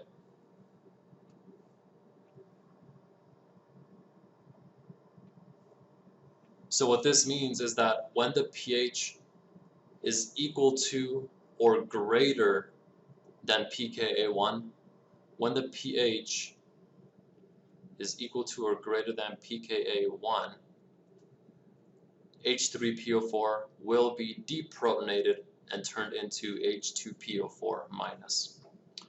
And let's say that the pH is greater than or equal to pKa2. What's going to happen when the pH is equal to or greater than pKa2? If you said that H2PO4 minus will be deprotonated, you are correct. Be very proud of yourself. Alright, so when the pH is greater than or equal to pKa2, H2PO4 minus is deprotonated into HPO4 2 minus. And so now, in order for HPO4 2 minus to be deprotonated further to become PO4 3 minus, the pKa must be greater than or equal, or the pH, I'm sorry, the pH must be greater than or equal to pKa 3. So this is something that you should always keep in mind. When you're given these problems, you should know which pKa corresponds to which acid. So pKa1 only corresponds to H3PO4. pKa2 only corresponds to H2PO4 minus. And pKa3 only corresponds to HPO4 2 minus. So the question says that our solution has a pH of 2.15. So how do we find this total concentration of phosphoric acid? So the way that I said to do it in class is to use the pKa.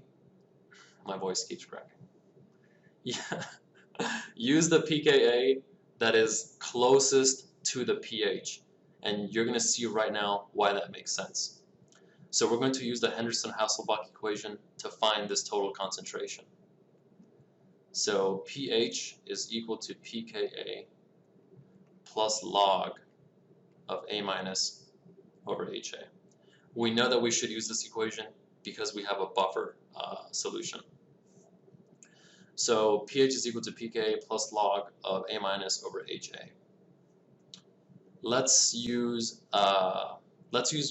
We're going to start with pKa1, then we'll use pKa2 and pKa3. So the pH is 2.15, and the pKa, we're going to use 2.15 plus log of A minus over HA. Okay. At this pKa, this right here, H2PO4 minus, this is your A minus, and H3PO4, that is your HA. So we're going to change that. We're going to modify this equation to fit our problem. So 2.15 is equal to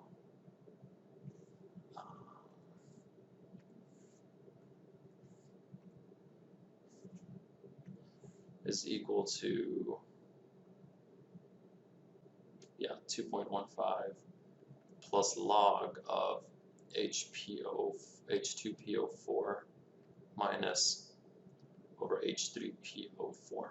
So we're going to find the ratio of H2PO4 minus to H3PO4 using the Henderson-Hasselbalch equation.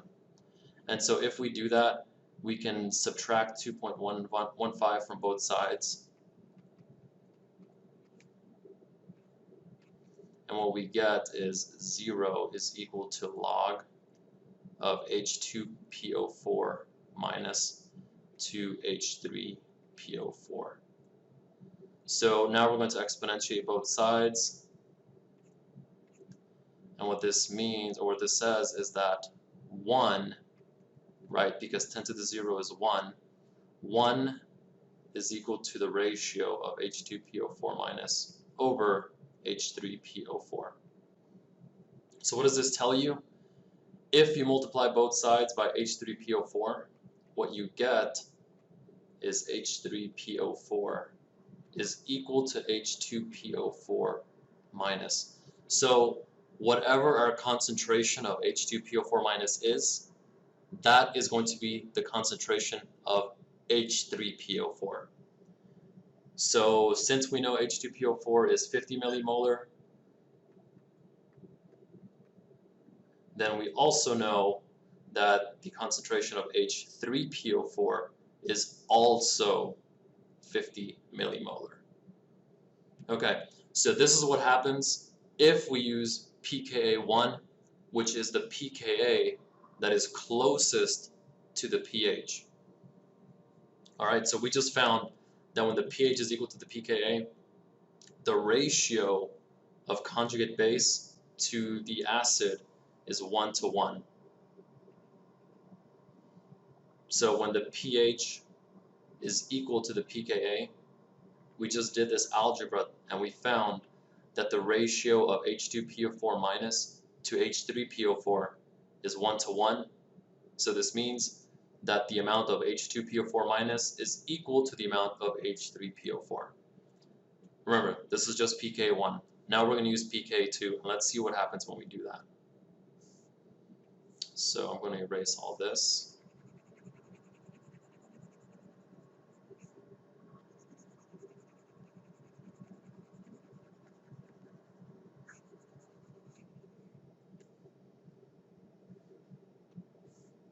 Alright, so let's say we use pK number 2.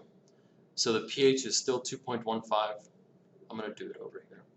So pH is 2.15, and this is equal to the to 7.20 plus log. Now, since we're using pKa2, this means that our acid is now H2PO4 minus. So this is our new acid. And now HPO4 2 minus, that is going to be our conjugate base.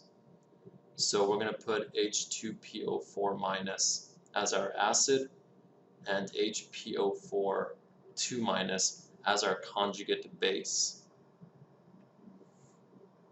So now we're going to use the same algebra. We're going to minus 7.20 from both sides. And I can't do this in my head, so I'm going to do it using my calculator. So 2.15 minus 7.20, that is negative 5.05. Hey, look, if you can do this in your head, I'm proud of you. Congratulations. I'm not as smart as you. Okay, and so that is equal to log of HPO4 2 minus over H2PO4 minus. Alright, and so then I exponentiate both sides. And so then 10 raised to the negative 5.05 is equal to 8.913 times 10 to the negative 6. Yeah. This is equal to the ratio of HPO4 2 minus over H2PO4 minus. So look at this. What does this tell you? It tells you that the amount of H2PO4 minus, let's see, I'm going to rewrite this in a way that is a little more intuitive. And I think you'll see where I'm getting at. Okay. So I'm going to write this, but without this 10 to the negative 6th power. So what this means is that we have 1 over 1.122 times 10 to the 6th. This is equal to the ratio of HPO4 2 minus over, that should be to the 5th.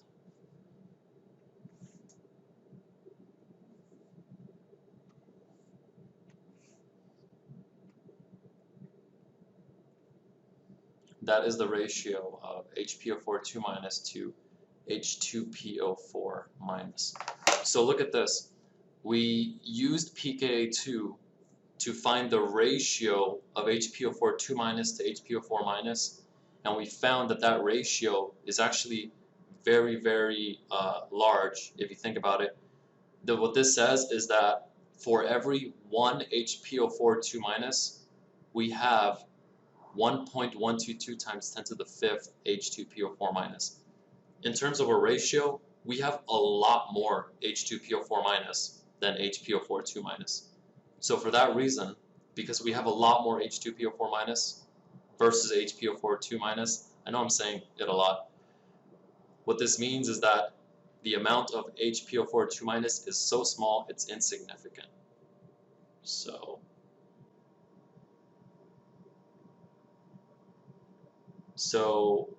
the amount of HPO4 2 minus is too small. And look, for every one of those, we have over 100,000 H2PO4 minus. That's a pretty big difference. So for that reason, the wrong pKa to use is 7.20 pKa2. We could have also done this with pKa3, and you'll see that that ratio, that difference is even larger. So essentially, whenever you're given a problem like this, you want to use the pKa that is closest to the pH. And we did that before, and we found that the amount of H3PO4 minus was 50 millimolar. So 50 plus 50 is equal to 100. I hope this explanation wasn't too messy and that you actually got something out of it. But we're going to do something similar for number 9 since we skipped that one in class. Look, all you got to do is use the pK that is closest to the pH that you're given. And I'm going to demonstrate that with the problem that we're given now for number 9.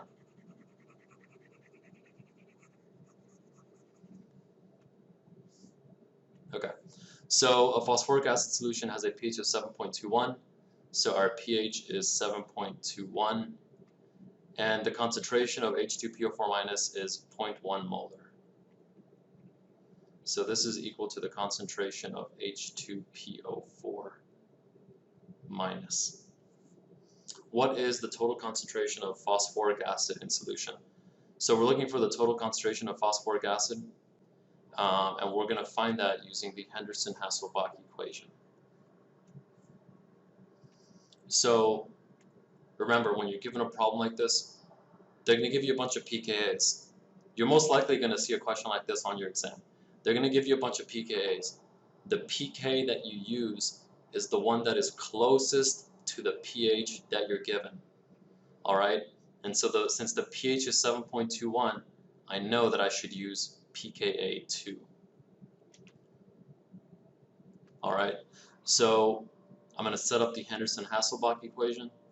pH is equal to pKa2 plus log of H2PO4 minus, and look, I'm putting H2PO4 minus in the bottom because that's our acid, and the conjugate base is HPO4 2 minus. Remember, with a pK of 2, our acid is H2PO4 minus, and this gets turned into HPO4 2 minus. So this is our acid, and this is our conjugate base. Alright, so the pH is 2.15. The pK that we're using is 7.21 plus log. Sorry, the pH is 7.21. I'm still thinking about the previous problem. Alright. So the pH is 7.21. Sorry to scare you like that. I'm a little sick, so my head is like all over the place. Okay, so this is the way we set it up, and so then we're going to subtract 7.21 from both sides. And what we get is 0 is equal to the log of HPO4 2 minus over H2PO4 minus. So then we're going to exponentiate both sides, 10 to the 0, 10 to the log. This turns into 1 over 1 is equal to the ratio of HPO4 2 minus to H2PO4 minus. So what this means is that they're 1 to 1. So whatever the concentration of H2PO4 minus, that is also going to be the concentration of the conjugate base, which is HPO4 2 minus. So we can multiply both sides by H2PO4. And what we get is that the concentration of H2PO4 minus is equal to the concentration of HPO4 2 minus. And we know what that is. We know that this is 0.1 molar. So therefore this is also 0.1 molar.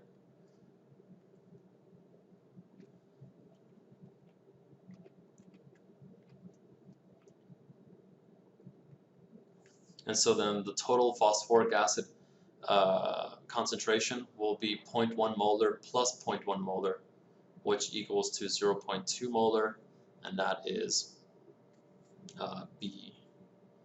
Where are you? There you go. Okay. So hopefully that explains why we do things the way we do. Remember, when you're given a problem like this, use the pK that is closest to the pH, and you won't have to worry about anything else. Hopefully. Alright. Okay. So number 12. What is the net charge? What is the charge on the peptide MNACF at a pH of 1? The R group pKa's are 8.33. The pK of the N term is 9.78, and the pK of the C term is 4.15. So we're given these pKs, which is great, because a lot of times they won't actually give you pKs. Okay. So the first thing we should do is draw out this peptide. On the exam, they may not ask you to draw out the peptide, but I think it's helpful, and it's very good preparation for the possibility of them telling you to draw a peptide as your free response question. Look, I don't know what's going to be on your exam, but all I know is that would be a very good free response question. So to draw this peptide out, we're going to use the NCACO method. NCACO method. What this means is that for every single one of these single letter abbreviations, we're going to draw one N, CaCO.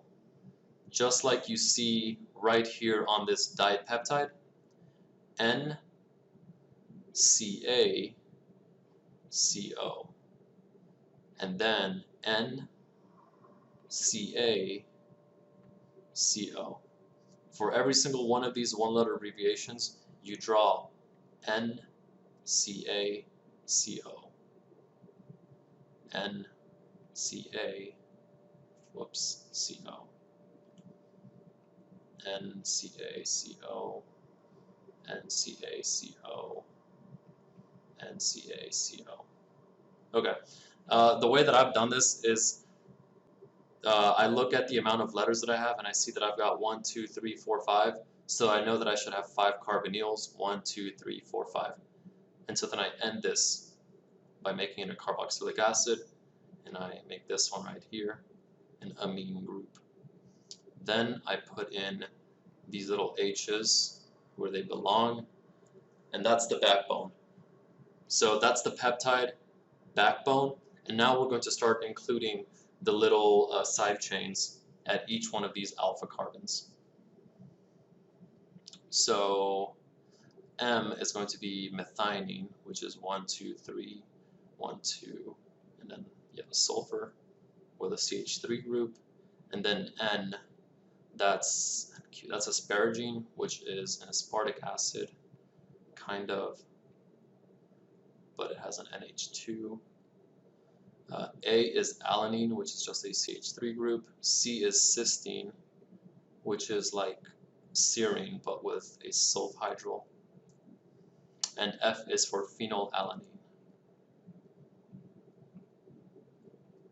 Alright, so that's our peptide, and we're being asked to draw it, or we're being asked to find the charge at a pH of 1. So at a pH of 1, this right here, this N term, this has a pKa of 9.78. This right here has a pKa of 4.15 per the problem, and then this has a pKa of 8.33. Cysteine, yeah, 8.33. Okay, so we're trying to find the charge of this at a pH of 1. So let's look at this first one right here, the N terminus. When the pH is less than the pKa, So when the pH is less than the pKa, what do? You protonate. And when the pH is greater than the pKa, you deprotonate. Alright, so here, because the pH is less than the pKa of this N-terminus right here, what we are going to do is we are going to protonate it. And so I'm going to do that in blue. I'm going to start using colors. You know, I might as well. I have them, right? Alright, so boom, that becomes NH3+. Let's see, what else can we protonate? Can we protonate this methionine? No. If the amino acid is not in St. Rocky Ched, you don't have to worry about protonating it. So because methionine, which is M, is not in St. Rocky Ched, we don't worry about it. What about asparagine? This one is letter N. We don't worry about it either. What about alanine, which is letter A? It's not in St. Rocky Ched. Don't worry about it. What about cysteine? Yeah, what about cysteine? It is in St. Rocky Ched. So the pH is 1, and the pK of cysteine is 8.33. What do you think we do? The pH is less than the pKa, so should we protonate it? The answer is no, and the reason for that is because it's already protonated. All your alcohols, all your sulfhydryls, and all of your carboxylic acids, they can either be neutral, so 0 charge, or they can have a -1 charge. We can't turn this cysteine into SH2+.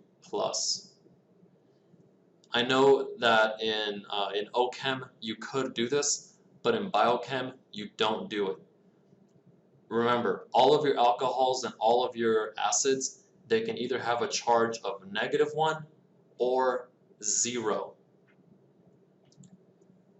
Okay. Now let's say that I drew this.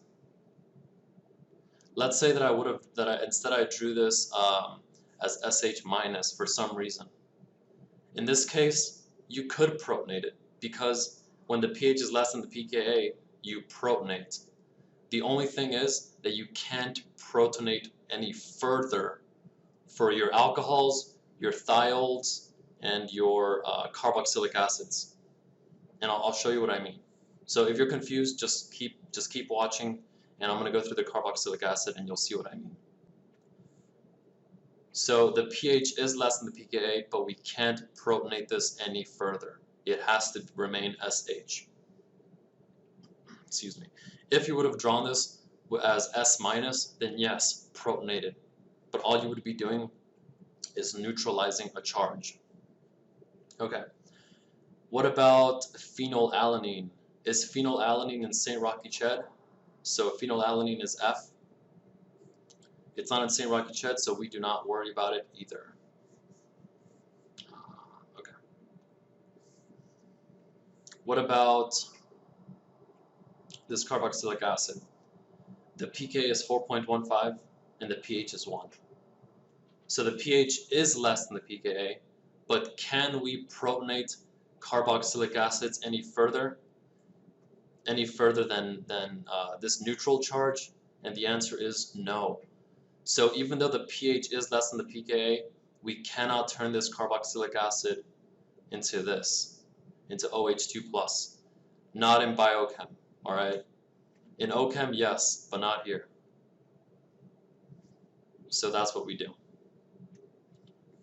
Or we could have drawn this carboxylic acid as O-. We could have drawn it like this.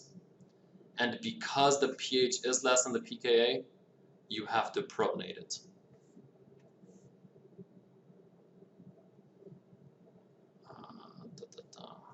For some reason it's not working. Okay, so there we go.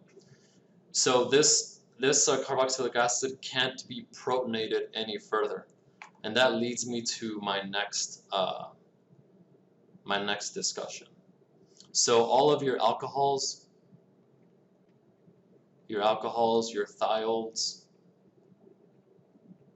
and your carboxylic acids, they can only have one of two charges. They can either have a 0 charge when they're protonated, or they can have a -1 charge. They can never have a +1 charge. That's off limits. For all of your basic amino acids,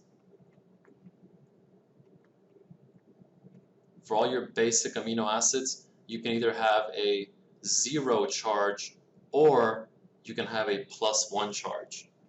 Okay? You cannot have a -1 charge. So just think about that. All your alcohols, they can either be -1, in which case you protonate them if the pH is less than the pKa, or if they're already protonated, you can't protonate any further. Same thing for your basic amino acids. They can either have a 0 charge or a +1 charge. That's it. No -1. Okay. So what is the answer for number 12? Let's add up all the charges. We have a +1 from the amine group, +0 from methionine, +0 from asparagine, +0 from alanine, +0 from cysteine, +0 from phenylalanine, and +0 from the carboxylic acid, which means that our total charge is +1, and that means the answer is B. Okay, so this peptide that we drew, this is the primary structure of a protein. So the primary structure is a sequence of amino acids and their linkage by peptide bonds to form a polymer, including post-translational modifications and disulfide bonds. I think that's really important for you guys to know. Disulfide bonds. So, including post-translational modifications and disulfide bonds. Alright, so let's go over translational modifications and disulfide bonds. Before I do that, you would be doing yourself a big favor if you went over each of these definitions. And don't just memorize them, conceptualize them. And so we're going to do that with the primary structure of a protein. So the primary structure is a sequence of amino acids and their linkage by peptide bonds to form polymers, including translational modifications and disulfide bonds. Let's go over translational modifications first. So let's say that I have this protein. And if we were to zoom in right here on this part of the protein, let's say we zoomed in right there, we could see the peptide backbone, right? So we see a bunch of NCACO, NCACO. And this just goes on and on and on. So this is a protein right here. And if we zoomed in on this little part of the protein, we would see a polypeptide backbone, which is exactly what we drew here. But this is a different type, or this is a different polypeptide backbone. So let's say that we have a serine residue right here. And serine is an OH. And these other side chains we don't care about, so we're going to put R. They're just some amino acid. That's not important. It's not important right now. Okay, so a translational modification is when you take this serine residue. So we take this serine residue and we're going to modify this amino acid. We're going to modify this amino acid, and that oxygen is still there, but we're going to add a phosphate.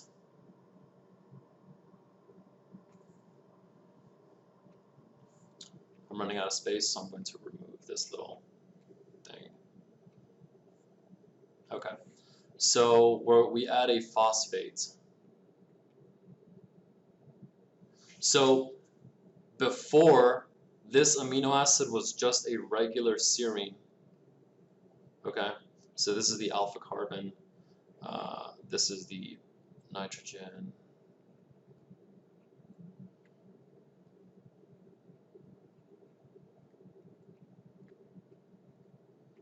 Okay, and the rest of this doesn't matter. Okay, so we used to have just this regular serine, but then we added inorganic phosphate, PI.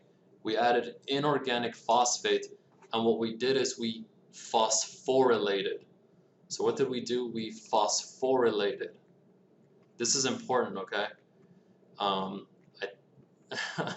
It's gonna show up a lot throughout biochem. So get comfortable with this. You have a polypeptide, and let's say you have a serine. So only some amino acids can be phosphorylated. That's to say, only some amino acids can be post-translationally modified. So we had a serine, and it got phosphorylated. It doesn't matter how it got phosphorylated. All we know is that a phosphate group became attached to that serine, and we now have a phosphate instead of a regular alcohol. That is a post-translational modification, and that's really important. What this does is it changes the function and it changes the structure of the protein. You'll get into that later on in the course, but you need to know this is a post-translational modification, and more specifically, what type of post-translational modification? It is a phosphorylation. Okay, so that's a post-translational modification, and even when this is phosphorylated, we still just have the primary structure of the protein. So that's a post-translational modification. And now we're going to go over the disulfide bonds. So I'm going to draw another peptide backbone.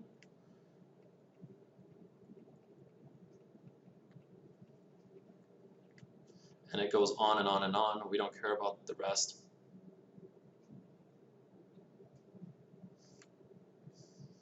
Okay, now this is going to get a little tricky because I don't know how to draw it upside down. So I'm going to wing it. Okay.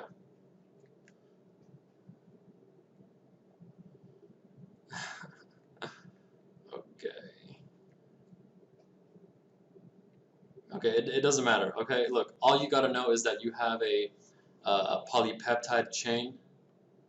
This is a polypeptide chain, so a primary structure. And let's say this polypeptide chain is connected to itself. And so we have this just one big polypeptide chain. You could have two polypeptide chains, but I think if we use one, it'll drive the point home. So let's say we have just one big polypeptide chain, and you have two cysteine residues, so two amino acids called cysteine that are right next to each other. There is a process called, I forgot what it's called, but what I know is that you can actually put these two cysteine residues together and form a disulfide bond. So look at this sulfhydryl, look at this sulfhydryl. Right now they are both completely reduced because they have a hydrogen attached to them. But there's an enzyme that removes these hydrogens and connects these two sulfurs directly to each other. They are now oxidized, and what we have now is a disulfide bridge.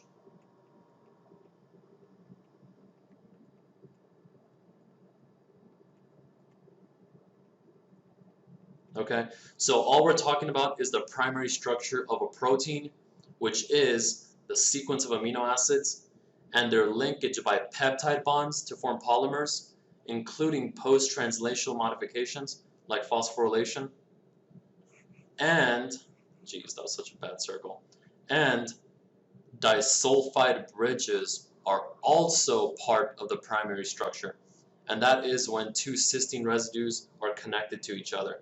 that is still part of the primary structure. These are two things that I think are very important for you to know, that are going to help you out in your MCAT, PCAT, DAT, and especially the exam, biochem exam. So yeah, that's the primary structure. Those are the things that you should know about it. Excuse me. And as far as the secondary structure is concerned, you should know that it's held together by hydrogen bonding, by weak interactions. So look at this. The primary structure is held together by covalent bonds. Look at this. You have a phosphorylated serine that is held together by a covalent bond, and you also have a disulfide bridge, which is also a covalent bond. But the secondary structure of proteins are held together by hydrogen bonds.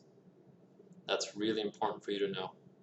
So secondary, regular recurring arrangements of polymer in space. For example, the helices formed by the polymer backbone. So yeah, so you've got supersecondary structures and also domains. And we're just going to go over the secondary structures, the general idea. So if you see here, you have an alpha helix and you have a beta pleated sheet. And here's what I want you to look at. They all follow the NCACO order of polypeptide chains. So let's start with this right here. So you have NCACO, NCACO, NCACO. And here, also for the beta pleated sheets, you also have, where is it at? NCACO, NCACO, NCACO. So all these are polypeptide chains that have just been put together. And how are they put together specifically? Here's my question to you. What holds together the secondary structure of proteins? Let's look closely. You see that hydrogen bond? This hydrogen bond, this hydrogen bond, that one, that one, that one, that one. They're all over the place. It's hydrogen bonds. So what holds together the primary structure of proteins? Covalent bonds. What about the secondary structure of proteins? Hydrogen bonding. That's good to know. Okay. So there's that. And then we also have the amino acid structure. Okay, so if you were to take all the amino acids from the smallest one being glycine, because it doesn't have an R group, you'll see. So this is glycine right here, and its R group is just a hydrogen. So this is glycine. And let's take a really heavy one. So tryptophan. I can't draw tryptophan. That's I don't know how to put those rings together. So I'm going to draw tyrosine.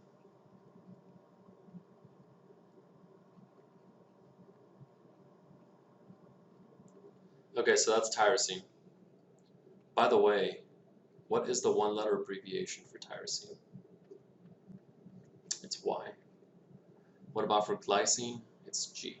Okay, so the molecular weight of glycine is 74 Daltons, and the molecular weight for tyrosine, I'm going to say it's greater than 150 Daltons. But the idea is if you take 75 and 204, add them up, or if you take all of the amino acids and you average out their molecular weights, their average is 110 Daltons. So amino acid average molecular weight.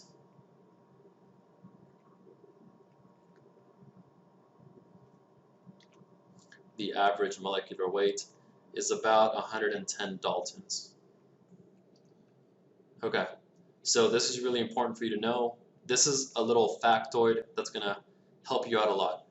Remember, the average molecular weight of an amino acid is 110 daltons.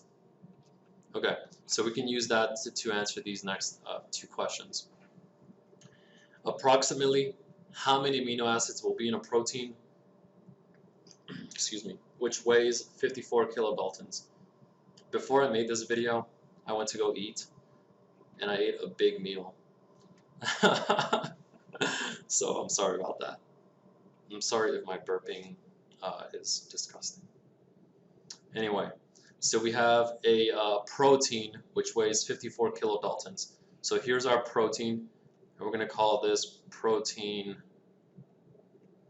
A. And protein A has a molecular weight of 54 kilodaltons, which is equal to 54 daltons. So how many amino acids will be in this protein?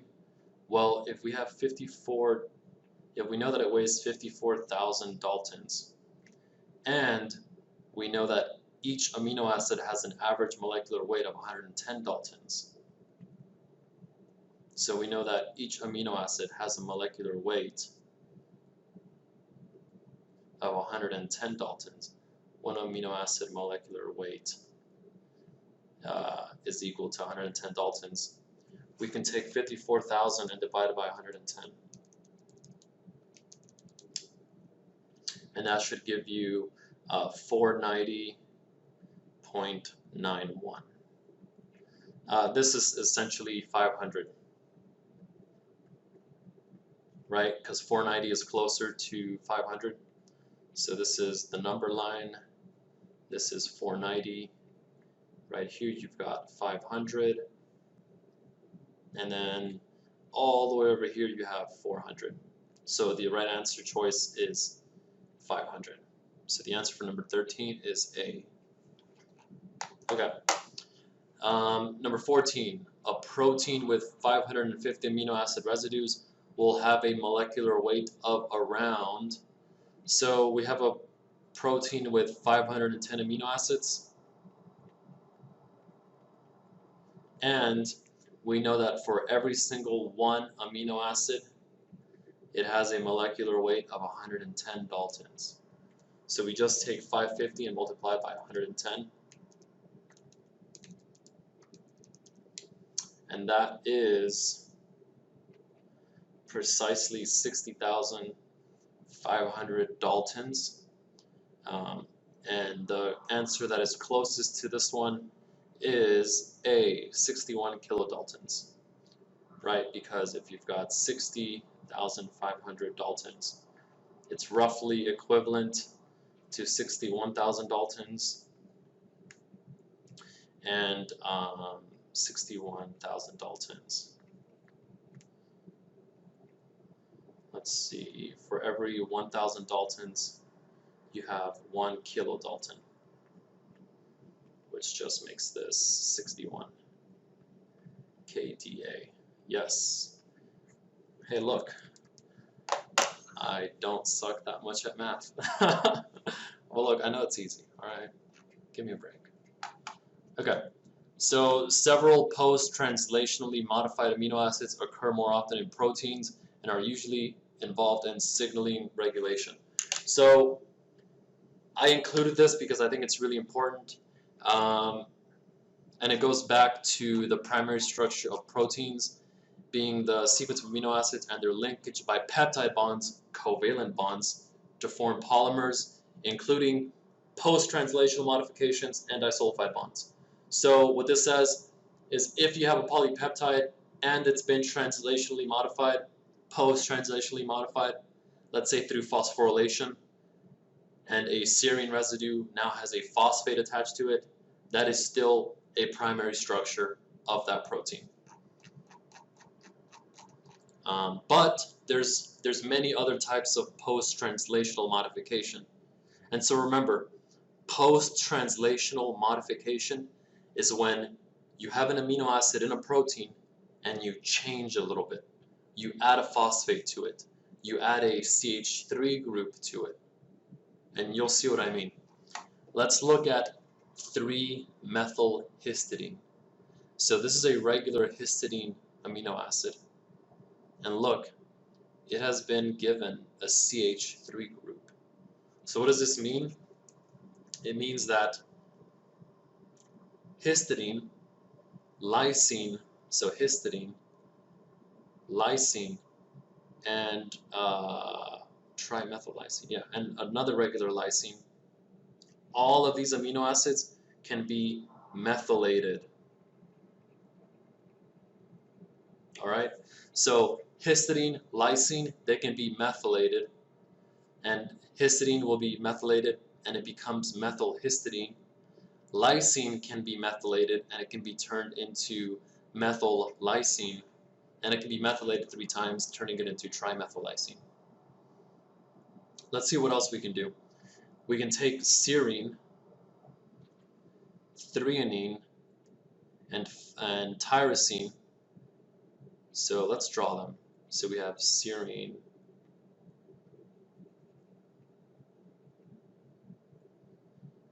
so that's serine,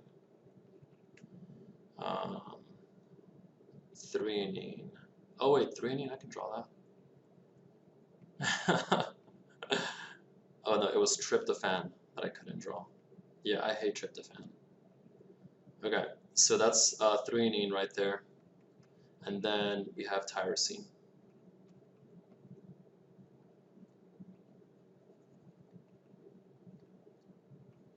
So I want you to look at these 3 amino acids, and I want you to tell me what is the main, what similarity do they all have? And I'm going to show you they all have a hydroxyl. And because they have a hydroxyl, they can all be phosphorylated.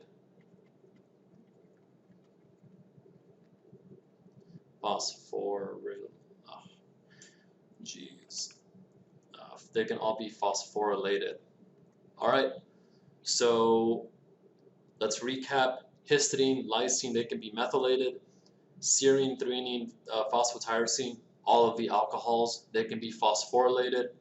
And let's look at this. Lysine can be acetylated. Let's see. Lysine can be acetylated. And all acetylation is the addition of an acetyl group, which is this. That's all you're adding. This little group right here. Okay, and arginine can also be methylated. So you need to know which type of amino acids can be phosphorylated and which ones can be methylated. And what you got to know is that once they're methylated and once they're post-translationally modified, this is going to change the way that an amino acid behaves, which means that it's going to change the function of the protein. Okay, number 15. Which of the following amino acid residues contains a side chain which can be post-translationally modified by phosphorylation? Okay, so my question to you is, can tyrosine be post-translationally modified? Can tyrosine be post-translationally modified? And you can see that it can be by adding a phosphate group. So we know that A is, that it's a big yes for A. What about G, glycine? Does that have a side chain which can be post-translationally modified? No, it does not. So B is wrong. What about I, isoleucine? Can that be post-translationally modified? No, it can't. The way that you can usually tell is if it has a hydroxyl, then it can be post-translationally modified. If it has a nitrogen group as part of its side chain, it could be post-translationally modified, which glycine and isoleucine don't have either. And histidine. Does histidine have a side chain which can be post-translationally modified by phosphorylation? The answer is yes. Even though it's not on here, histidine can also be phosphorylated. I don't know if your professors included this in their PowerPoint slides, but I remember when I took the exam, this was one of them this is like a tricky question. So it's just good to know that histidine can also be phosphorylated.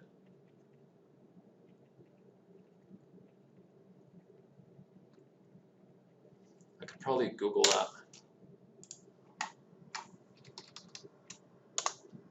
Let's see.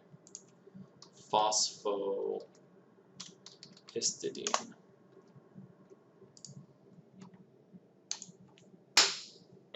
Check it out. It can be phosphorylated. And what's phosphorylation? All it is, it's the addition of a phosphate group to the amino acid. So yes, that wraps up all the questions that we didn't get to do last Friday. If you guys have any questions, please send me an email. Thank you for the questions, by the way. I really like it when you guys interact in class. The questions that you guys ask, they're just great, and it lets me know what exactly I should harp on. So that's really useful for me, because at the end of the day, all I want is to really help you guys. And when I say guys, I'm talking about both men and women, all right? I hope that I'm not being too exclusive in my verbiage.